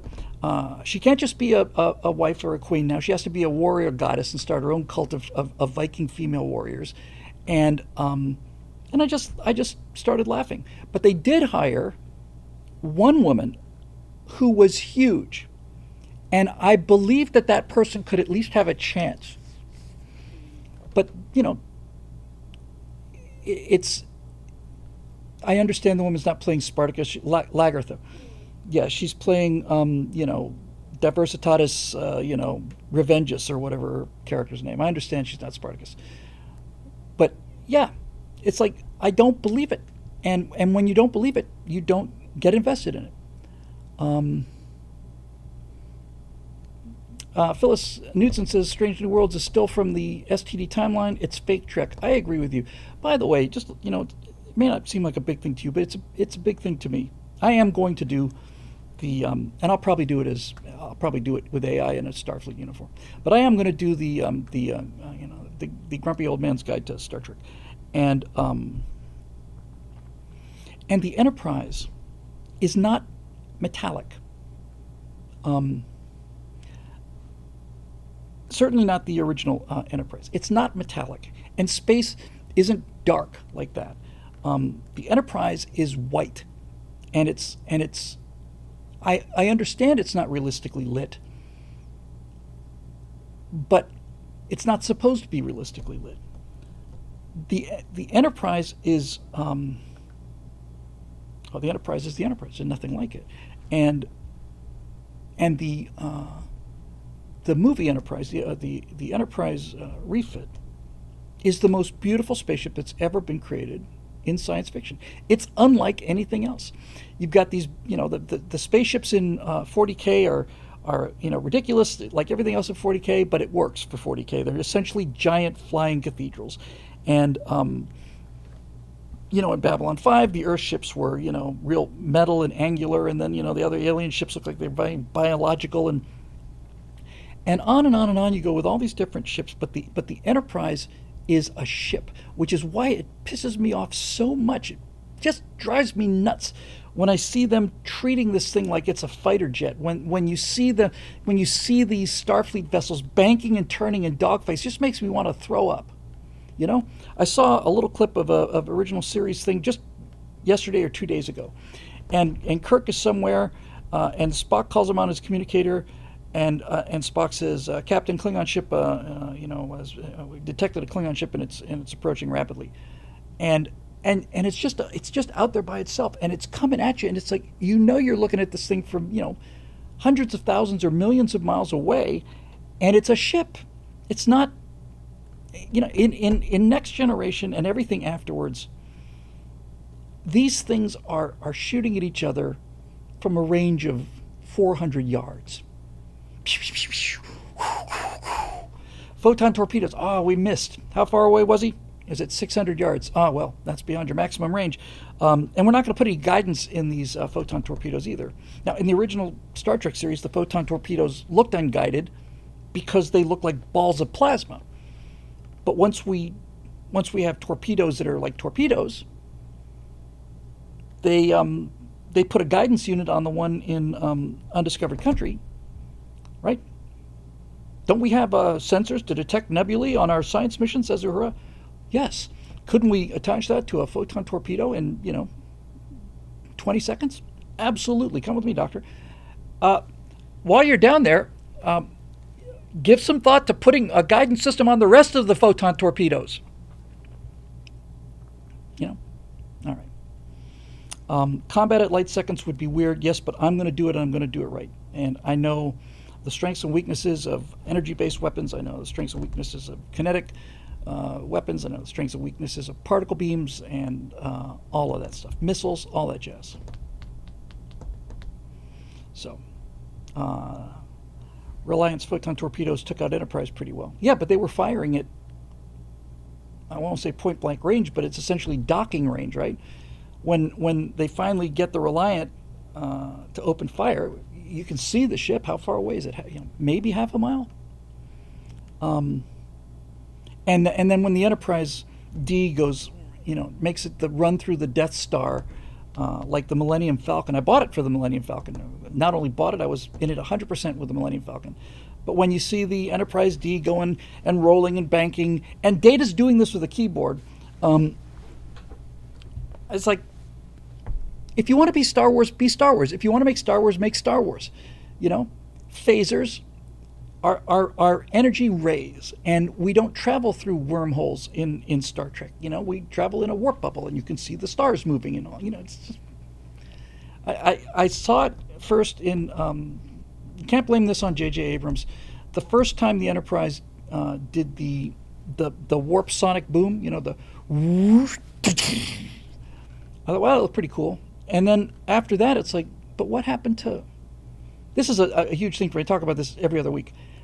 The end of the original series episodes is when the Enterprise leaves orbit and accelerates up to light speed very slowly. Just leaves orbit, and you see the planet getting smaller in the background, and it doesn't just go. It moves in a way that's in a way that a ship would move, not the way that some. When you saw it in Star Wars, when they and the fleet comes in, okay, that's different, but that's not Star Trek. That's Star Wars. And then Star Trek said, well, we got to do that because it looks so cool. It's like, no, it doesn't. It doesn't look cool. It doesn't look cool at all.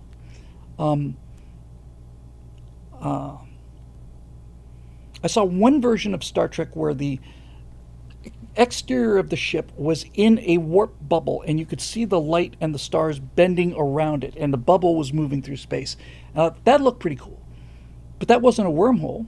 And in the J.J. Abrams Star Trek universe, in the Kelvin timeline, you're going down wormholes. It's like, you don't have wormholes, you dummies. Okay, I gotta get going here. Ray Juarez, hi Bill. Topic: website functionality. Oh, my favorite subject. Oh my gosh. Phyllis Knudsen, you and I are of a, we're of a mind. I couldn't, you've got it exactly right. 100%. Ray Juarez, hey Bill, topic: website functionality. I've seen a few comments on live streams advocating for some tough love. So here's my take on that. The website has been in degrades and sometimes unstable state for at least a year now, and payment is destroying your ability and motivation to work. If you do not have a rock-solid time frame for the site working again, you should just put an industry-standard membership plugin in for the time being. MemberPress seems to be a good option. I believe that's what we have. It's not a question of me having... well, let me finish. You're letting the perfect become the enemy of the good. Get something in place to get money coming in easily for now, and you can have a custom one being worked on in the background while you work on content. Fighting this website has hampered your ability to get work done, it seems, you betcha. I believe Right Angle has lost the title of running non-stop because of this. We actually did do one every week, but I was delayed in posting it. So yes, we went a week without posting it, but we didn't miss a shoot date. Not that that really matters. I'm not trying to get out of your point. Your point is correct. Please just get something working on the website, because you're building a house on the beach. Every time the website messes up, another wave comes in and takes out your foundations. Apologies for the wall of text, but it's not good for you or your fans to keep trying to make the website work through custom plugins. You said you don't like doing everything yourself, but this feels like you have taken everything on yourself like Atlas, and you're being crushed by it. Couldn't agree more. If we were starting from scratch, we would do something different. We have all of our existing members are on Recurly. Shelley deals with them through Recurly. I am at the point now where I'm just going to have a talk with Shelley and just yes, just do. I'm just going to have 2 different domains. I'm not going to ask the existing members to re-sign up, because we'll lose a significant number of them. So we're just going to put new people directly on Stripe, I think, and we'll just we'll just have to deal with 2 different systems. It's more work for Shelley. This plugin is not shouldn't be this difficult. I mean, we were doing this for 10 years, and it worked. I've tried 4 or 5 people, but look, I'm not trying to get out of anything here, Ray. You're absolutely right, and mostly you're right about the soul crushing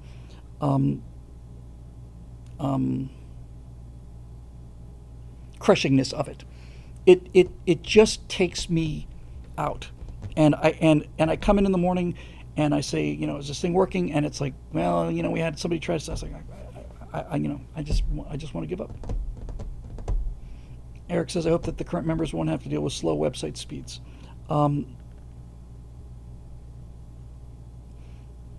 The only thing I can say is that I have hired 3 or 4 different people trying to get this thing solved, and they assure me it's simple, and they're as presumably professionals because I'm hiring them from a professional site, and again and again and again, I am stymied by this.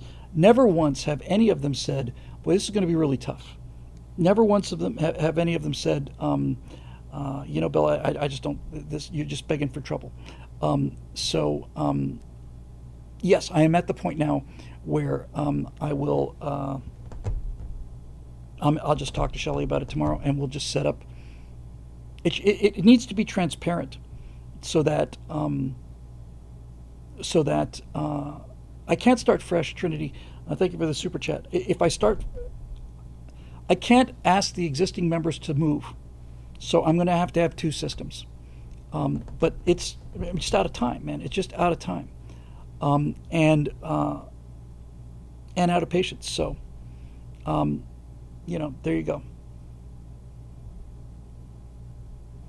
Marusha says, Bill, I talked to a friend who's a professional, and he tells me it's hard to find someone stateside who actually knows WordPress and Recurly and PHP. And I know what 2 or 3 of those terms mean. But, again, when I put the job up there, I'm very clear about what I need. The people say this is no problem.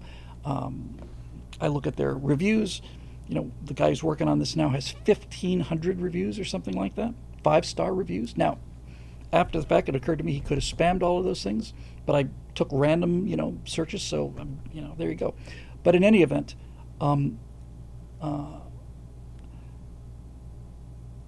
I frankly don't see any problem with having 2 different systems, other than it being somewhat more work.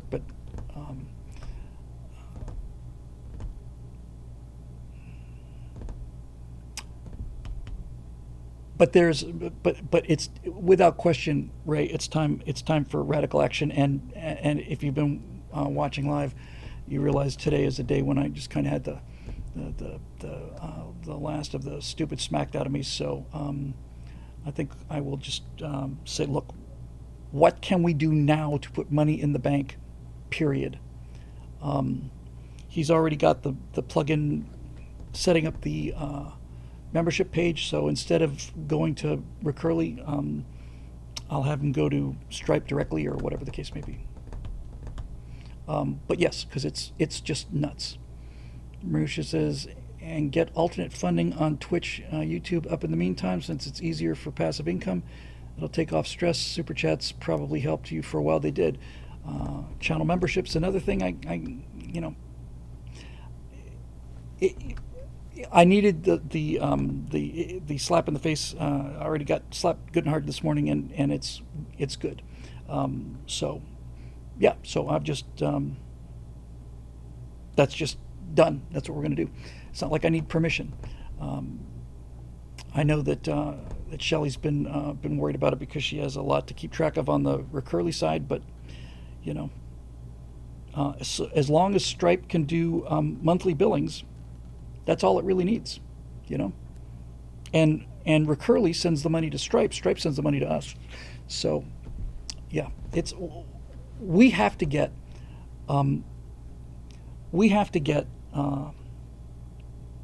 this thing solved this week, and so we will. That's check in on Thursday night, and we'll see how we're doing by then. Member Press, WP Beginner, all-in-one membership plugin for WordPress, $2,500,000,000 in revenue. All right. Thank you for that link. start a Boomer Plays channel, live stream Warhammer 40K. I don't know if I don't have time to play video games. I occasionally spend some time with DCS. If I get up very early, I can get an hour in, and it's been a long time, and I need a little stick time. So there you go. But it's a great point, and I'm done with it. In fact, I'm gonna send an email to this developer and just like go ahead with it, see what we get. Okay, Roadrunner NM, greetings, friend Bill. Hello, Roadrunner. Now that you've become an AI wizard, have you tried any experiments with your Frank Luke story? After watching your Chaffee 3 tests of destroyers firing their guns, I wonder how well AI can handle a SPAD in a fight firing an observation balloon. There are several photos of Frank Luke, so it may be possible. Just wondering. Thanks again for your hard work. You're very kind. Thank you very much for that, Roadrunner. So I'll just go into that just a little bit more detail. AI is so amazingly effective at certain things because AI does not understand the 3D universe. The AI only understands billions of instances of the 2D universe. When I animate that destroyer going through the water, the waves, the way the waves break, the way the spray breaks, the way that the ship moves, the physics of the ship move relative to the water is impossible to do in CGI as well. In CGI, it's got to be particle systems, and it's a living nightmare, and it never looks exactly right. But in AI gets fire perfect. It gets waves and water perfect because it doesn't have to create them out of particles and render them. It has seen so much footage of what waves look like and how boats react with waves that essentially the large image model instead of large language model is very, very good at that. But what it's not good at is recognizing and remembering shapes in 3 dimensions because it only sees in 2 dimensions. In traditional CGI, we have points plotted in 3D space. So if I make, a million little vertices of a sci-fi rover, let's say, I can rotate that rover and zoom in on it, zoom out on it, apply a fisheye, anything I want to. And that rover will be exactly perfect every time because CGI animation is dealing with 3-dimensional space. If I put a rover in a scene, or a destroyer in a scene, or a SPAD in a scene, and I have it rotate, it will make assumptions about what it knows from that initial flat picture and be okay as long as you're within just a little bit of the movement range. But once you start to move, it just doesn't know what to do. For example, I put the Fletcher class destroyer in there, and I got a couple of images that I thought really, really looked good for a Fletcher class destroyer. This is going to come as very strange news for many of you, but one of the things that it can't do is it doesn't understand what numbers and letters are. On CGI, numbers and letters are just points in space, so if you put 625 on the side of a ship, it's going to be 625. But if you look at AI of a like when you look at the street scene in the noir section of the Truth Bolts thing, you'll see that all of the neon signs and all of the movie theater signs and everything look right, but the letters are nonsense because they don't understand letters. They know that dark squiggles on a white lit background at nighttime is what a movie marquee looks like, but the letters don't make any sense because it doesn't know what the letters are. There's 1 or 2 AI engines that specifically built to solve that problem, and they seem to be having some success, but it's all very, it's like, yes, you can get black letters in Helvetica on a white card, but it just doesn't know what to do. So the problem with Frank Luke this is not entirely a problem. The problem with the Frank Luke thing is that let me just go back to the Fletcher thing. So I got a couple of still images of the Fletcher that look good, and so I did some animations, and it's moving through the water, and the water looks fantastic. It's got a squiggle where the hull number should be, but I could fix that because that was generated in the still image, and I can go into the still image in Photoshop, put a hull number 65 on there, and then it will animate that, so that'll work. But when the destroyer starts turning on the Fletcher class, there's two funnels. There's one, and they're fore and aft. They're right in front of each other. But as they start to start to make the turn, since the AI doesn't know that one is behind the other, it just sees two of them from the angle. As it starts to make the turn, the two funnels come up side by side, and it just won't do it for me. And right now, and these limitations are changing by the day, but right now, I can make a good-looking Fletcher, and I could probably fake the motion enough so that it would be okay. But what I cannot do is put a realistic Fletcher in the same frame as a realistic Casablanca class escort carrier. I can give it, right now, the state of the art is I can get one reference image and lock it in. So when I do Zeus, I give it a picture of my face and I say, lock this face in and make up the rest of it based on the prompt. I gave it a locked in image of a Fletcher class destroyer and it did pretty well. But the good news is that what CGI is good at is hard surface things. Now, the workaround seems to be, you would think that you could take front and aft, forward and aft side angles of a Fletcher, give them all as reference images, and it would figure it out. But it doesn't. Not today. Maybe in a year or maybe in 6 months, but today it doesn't. But, and this is where I think the answer is, it is good at interpreting a first and last frame. So, if I have a ship coming head on and I give it a frame of that ship and then I give it a side view, it will interpolate those things. It can't rotate around them, but it will interpolate it pretty well. And I haven't had time to play with it because I've been so busy doing these other little, jobs that have been, just killing me, and which today's experience, really snapped me out of. Ideally, the way to do it, I think, would be to go into something like Unreal. Some software will let you do intermediate frames, but first and last, definitely.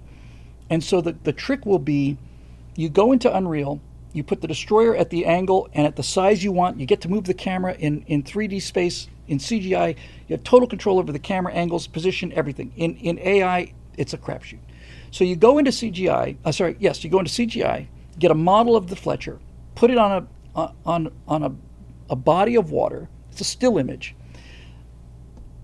You get the initial shot, and then you reposition it to the final shot, and then you give the AI a first and last frame, and it will do the interpretation. And if you put 2 or 3 or 4 ships in the initial shots and the final shots, it should do the interpretation, and I haven't had a chance to try it yet. So I will get to it. But in any event, it's not far off. And to be perfectly honest with you, I saw the latest trailer for, I don't know, Call of Duty 6 or whatever. It's the latest version of CGI. And after having worked in AI, I look at the best CGI that $200 million game will do, and it's not even close. And as I said before, when I was doing nothing but CGI, I was talking myself into believing that this is photoreal, but it's not.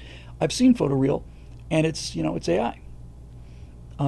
I don't, Eric. I did a lot of work on that, and frankly, it's spent. So no, I don't have to refund that half of it. So, it was just, it's never happened to me before, but that's showbiz.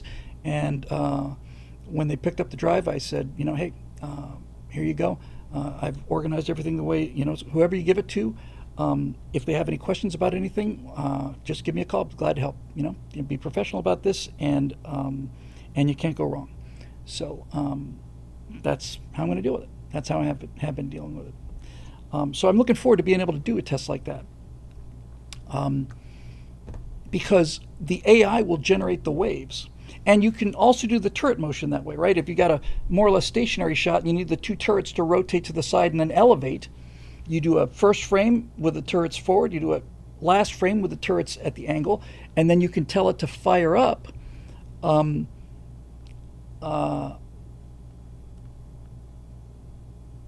guns, and you know, and it'll help. So there you go. Thank you for that. P7 2017 says you'll re-up. I'm not going to ask anybody to re-up. I don't need that headache, and that would be, frankly, an absolute catastrophe. I don't see any reason why, at this point, I should keep fighting this. I should just simply start a entirely new, easy, fast, workable solution, and then if it turns out that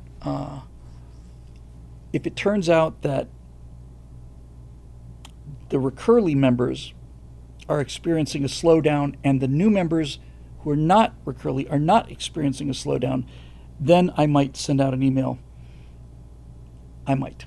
But I appreciate you all offering to re-up. I really do. I just don't think it's really, as long as the members can't tell the difference, then, you know, what do you know, it doesn't really matter.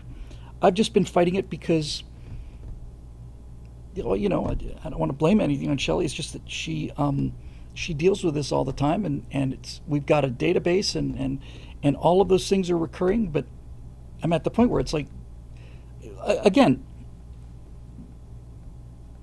I feel like Han Solo. It's like, it's not my fault. If any of these people said that this was really tough, or I wouldn't have been going down this road for as long as I did. It's certainly convenient, but it's fatal, and it's killing me, and it's costing us members, and it's costing me posting, and all kinds of things. So, yeah, it's time to go, man. So, you know, I will let you know, and if you want to do it, that'll be great. But that's the word that's going out now. So I'm a new man on some level today. So we'll see. Last question. So tonight from Eric Blake, the case of the Cracker Barrel crackery.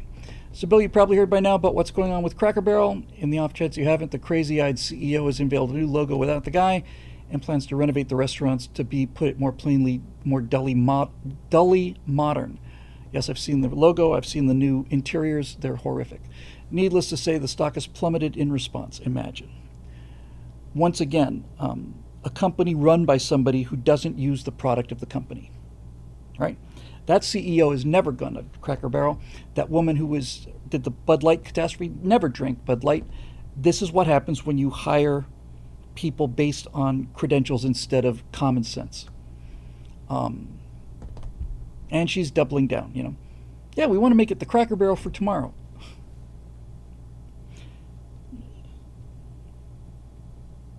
We want Disney to be the porn of the future. You know, they're just really, really stupid people. Really stupid people. Rishi Dark says Cracker Barrel thing is part of a larger trend of corporations shifting into ugly minimalist logos. McDonald's, Starbucks, Pepsi, Google, Pringles, all going this route. I'll tell you what I did notice that I really hated is Alaska Airlines. Alaska Airlines used to have a real aggressive, sharp, calligraphic edge, and now they've got the same basic general shape, but everything's rounded off and soft and sucks. Now, once again, the oh-so-typical response by conservative pundits en masse is to just sit back and bemoan the loss of another cultural institution to the left, and sometimes we talk about boycotting, never going again, yada, yada, yada. Well, that's working, but anyway. Well, you probably know where I'm going with this. Elon Musk showed all of us the solution with this hostile takeover of Twitter, and we've talked about the conservative investors setting out to follow suit on other cultural institutions. So, with, again, the Cracker Barrel stock plummeting, it's a golden opportunity to immediately turn things around or just sit back, bemoan the loss of another cultural institution. Woe is us, boycott, etc. So why is our side so attached to the latter amid the aforementioned victories? Well, because the right is practical and the people who spend money want to make money. The left is willing to sacrifice money in order to gain political advantage. And the only way that will be turned around will be if some businessman realizes, and I'm not saying this is out of the question because this is the kind of thing that could happen for conservatives, not that will, but could. It's never going to happen out of morality or out of trying to reclaim the culture or any of that stuff. But it is possible that some conservative investors will look at the dump in price that Cracker Barrel has fallen to, buy it low, with the strategy of of getting it back to where, at least close to where it was before, by going in there and saying, hey, we're not the people that ruined Cracker Barrel. We're the people that love Cracker Barrel. We bought Cracker Barrel. We're going to turn it back exactly the way it was. And please come back. It wasn't us. We bought it because we love it. That kind of thing would actually work. And if the stock price continues to plummet, then there might be conservatives smart enough to realize that if you completely rebranded, no, not completely rebranded, if you disowned the rebranding, if you came out with an ad and disowned it, you would have a chance of making some money. But they're not going to do it unless they make money, and that's that's the difference. By the way, the progressives that ruin these companies, the worst that happens to them is they lose their jobs and then they become liberal icons. The woman who ruined Bud Light lost her job, but she didn't lose the billions of dollars that the Bud Light shareholders lost. So there's no real punishment for them, I'd be curious to know what happened to her, because enough time has passed to find out. She's probably got another job as head of, vice president in charge of marketing at some other large corporation, and there you go. Eric says one of the most important parts of marketing is uniqueness. Cracker Barrel was unique. Yes, it was unique. And it can be unique again if they get on the stick and do it fast. But don't expect the people that hired this idiot to wise up, or at least not real quick, The similar thing is going on with the Minnesota Vikings and their two we'll just say male cheerleaders, who are not doing the honorable job that male cheerleaders do in college, which is to toss the girls around. They're just basically gay guys that are, on the Vikings cheerleader squad. And the Vikings fans don't like it. But the Vikings owner said, if you don't like it, then don't come to our games. We don't want your money. So now we're going to find out again whether or not threatening your customer base is going to work or not.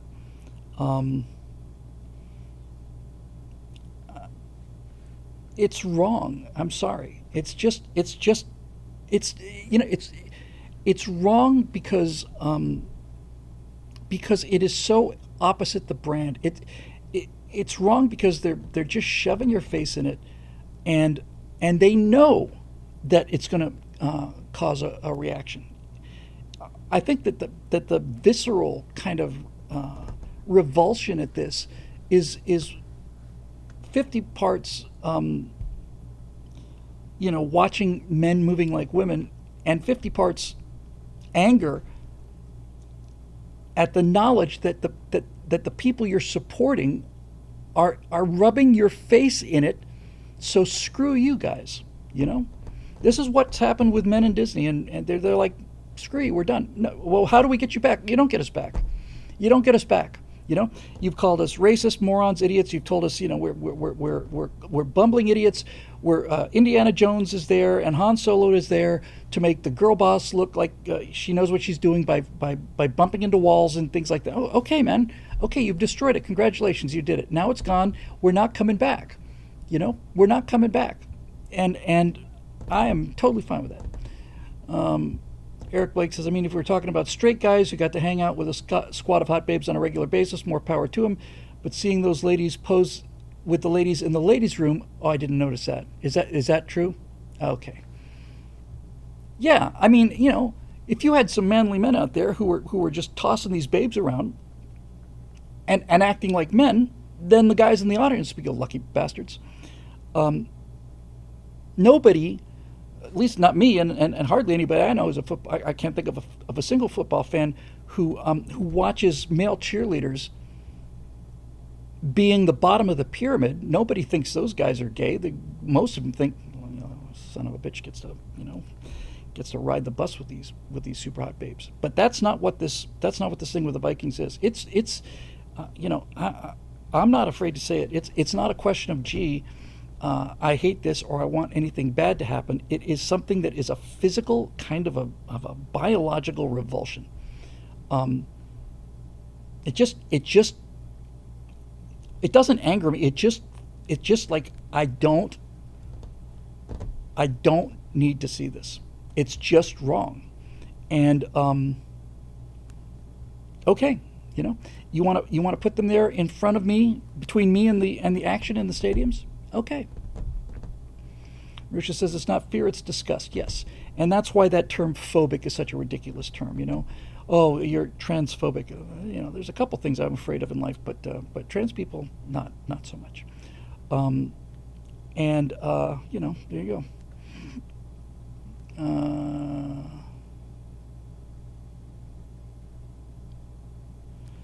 Yeah, this is where I disagree with Eric and agree with Roadrunner. Eric is, bless his heart.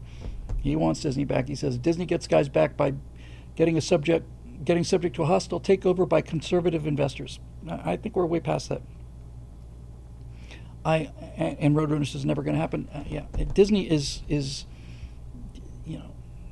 one of the most expensive corporations in the world, despite the losses that they've taken.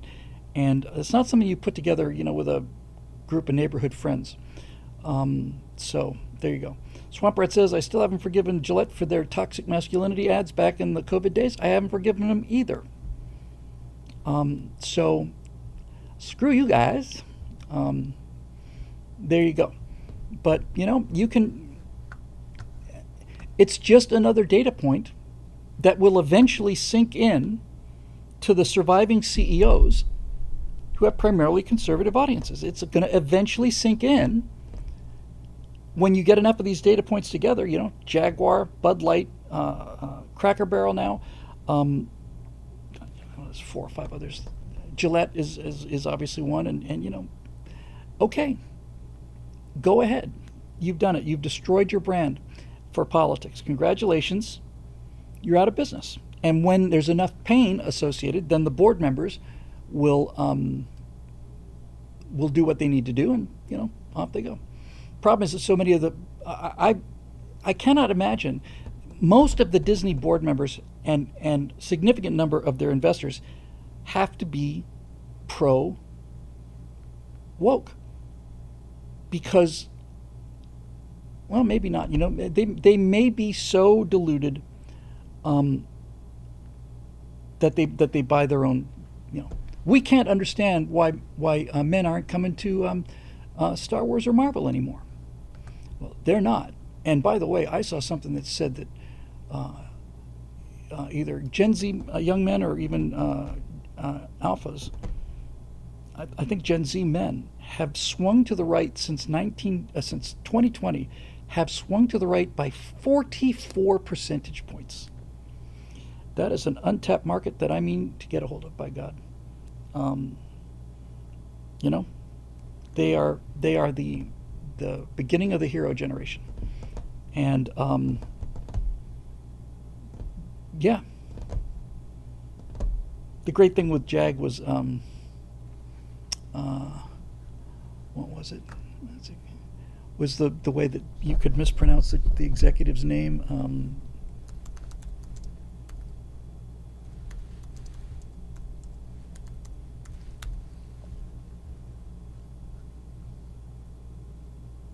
Not Adrian Mardell.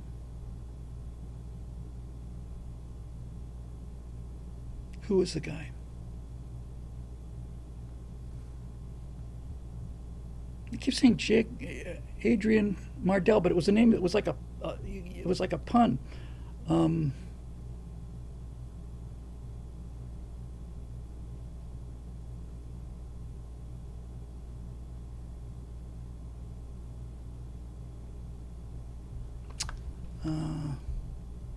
Anybody remember?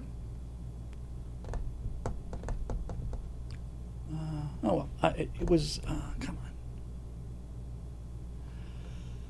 on. Adrian Mardell. Oh, Rawdon Glover. Rawdon Glover. Rawdon Glover. Rawdon Glover was his name. And and everybody was referring to him after the Jaguar ads came out. Everybody was referring to Rawdon Glover as Raw Dong Lover. The internet strikes again. Raw Dong Lover. It's awesome. It's just epic, man.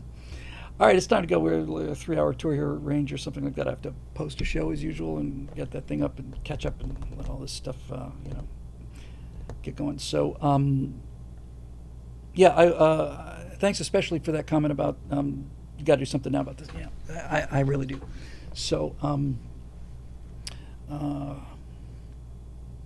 just get it done and find out what it takes.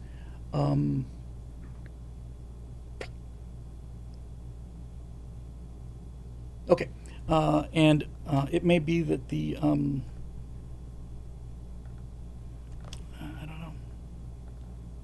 I don't know if the slow of the website is due to the Recurly connection or whether it's just being logged in as a member. But in any event, it's time for some action. Starships tomorrow at 6:30 p.m. Is it? I'll probably be here, John. No promises, but I'll try. Yeah, Marusha, I don't understand about monetizing Twitch. I mean, we have 28 viewers, 50, 60 viewers. That's, unless I'm missing something big, that doesn't seem to be much of a deal. But the channel member things anyway. I'm motivated now. It's not. It's not even a lack of motivation thing. It's just. It's a mental reset. It's just a, and of course the problem is, it's got to last, and everybody has a tendency to revert to their old ways. But I don't know, man. This one shook me up quite a bit, so we'll see. It'll be up to you. It's not my job. It's your job. We'll see. We'll see how things look on Thursday. See if we have some answers, because I've been waiting to get this thing out the door. I mean, I did posted the first of the story mechanics things 4 months ago now, 5, something like that. So time's a wasting, and those telomeres are not getting any longer.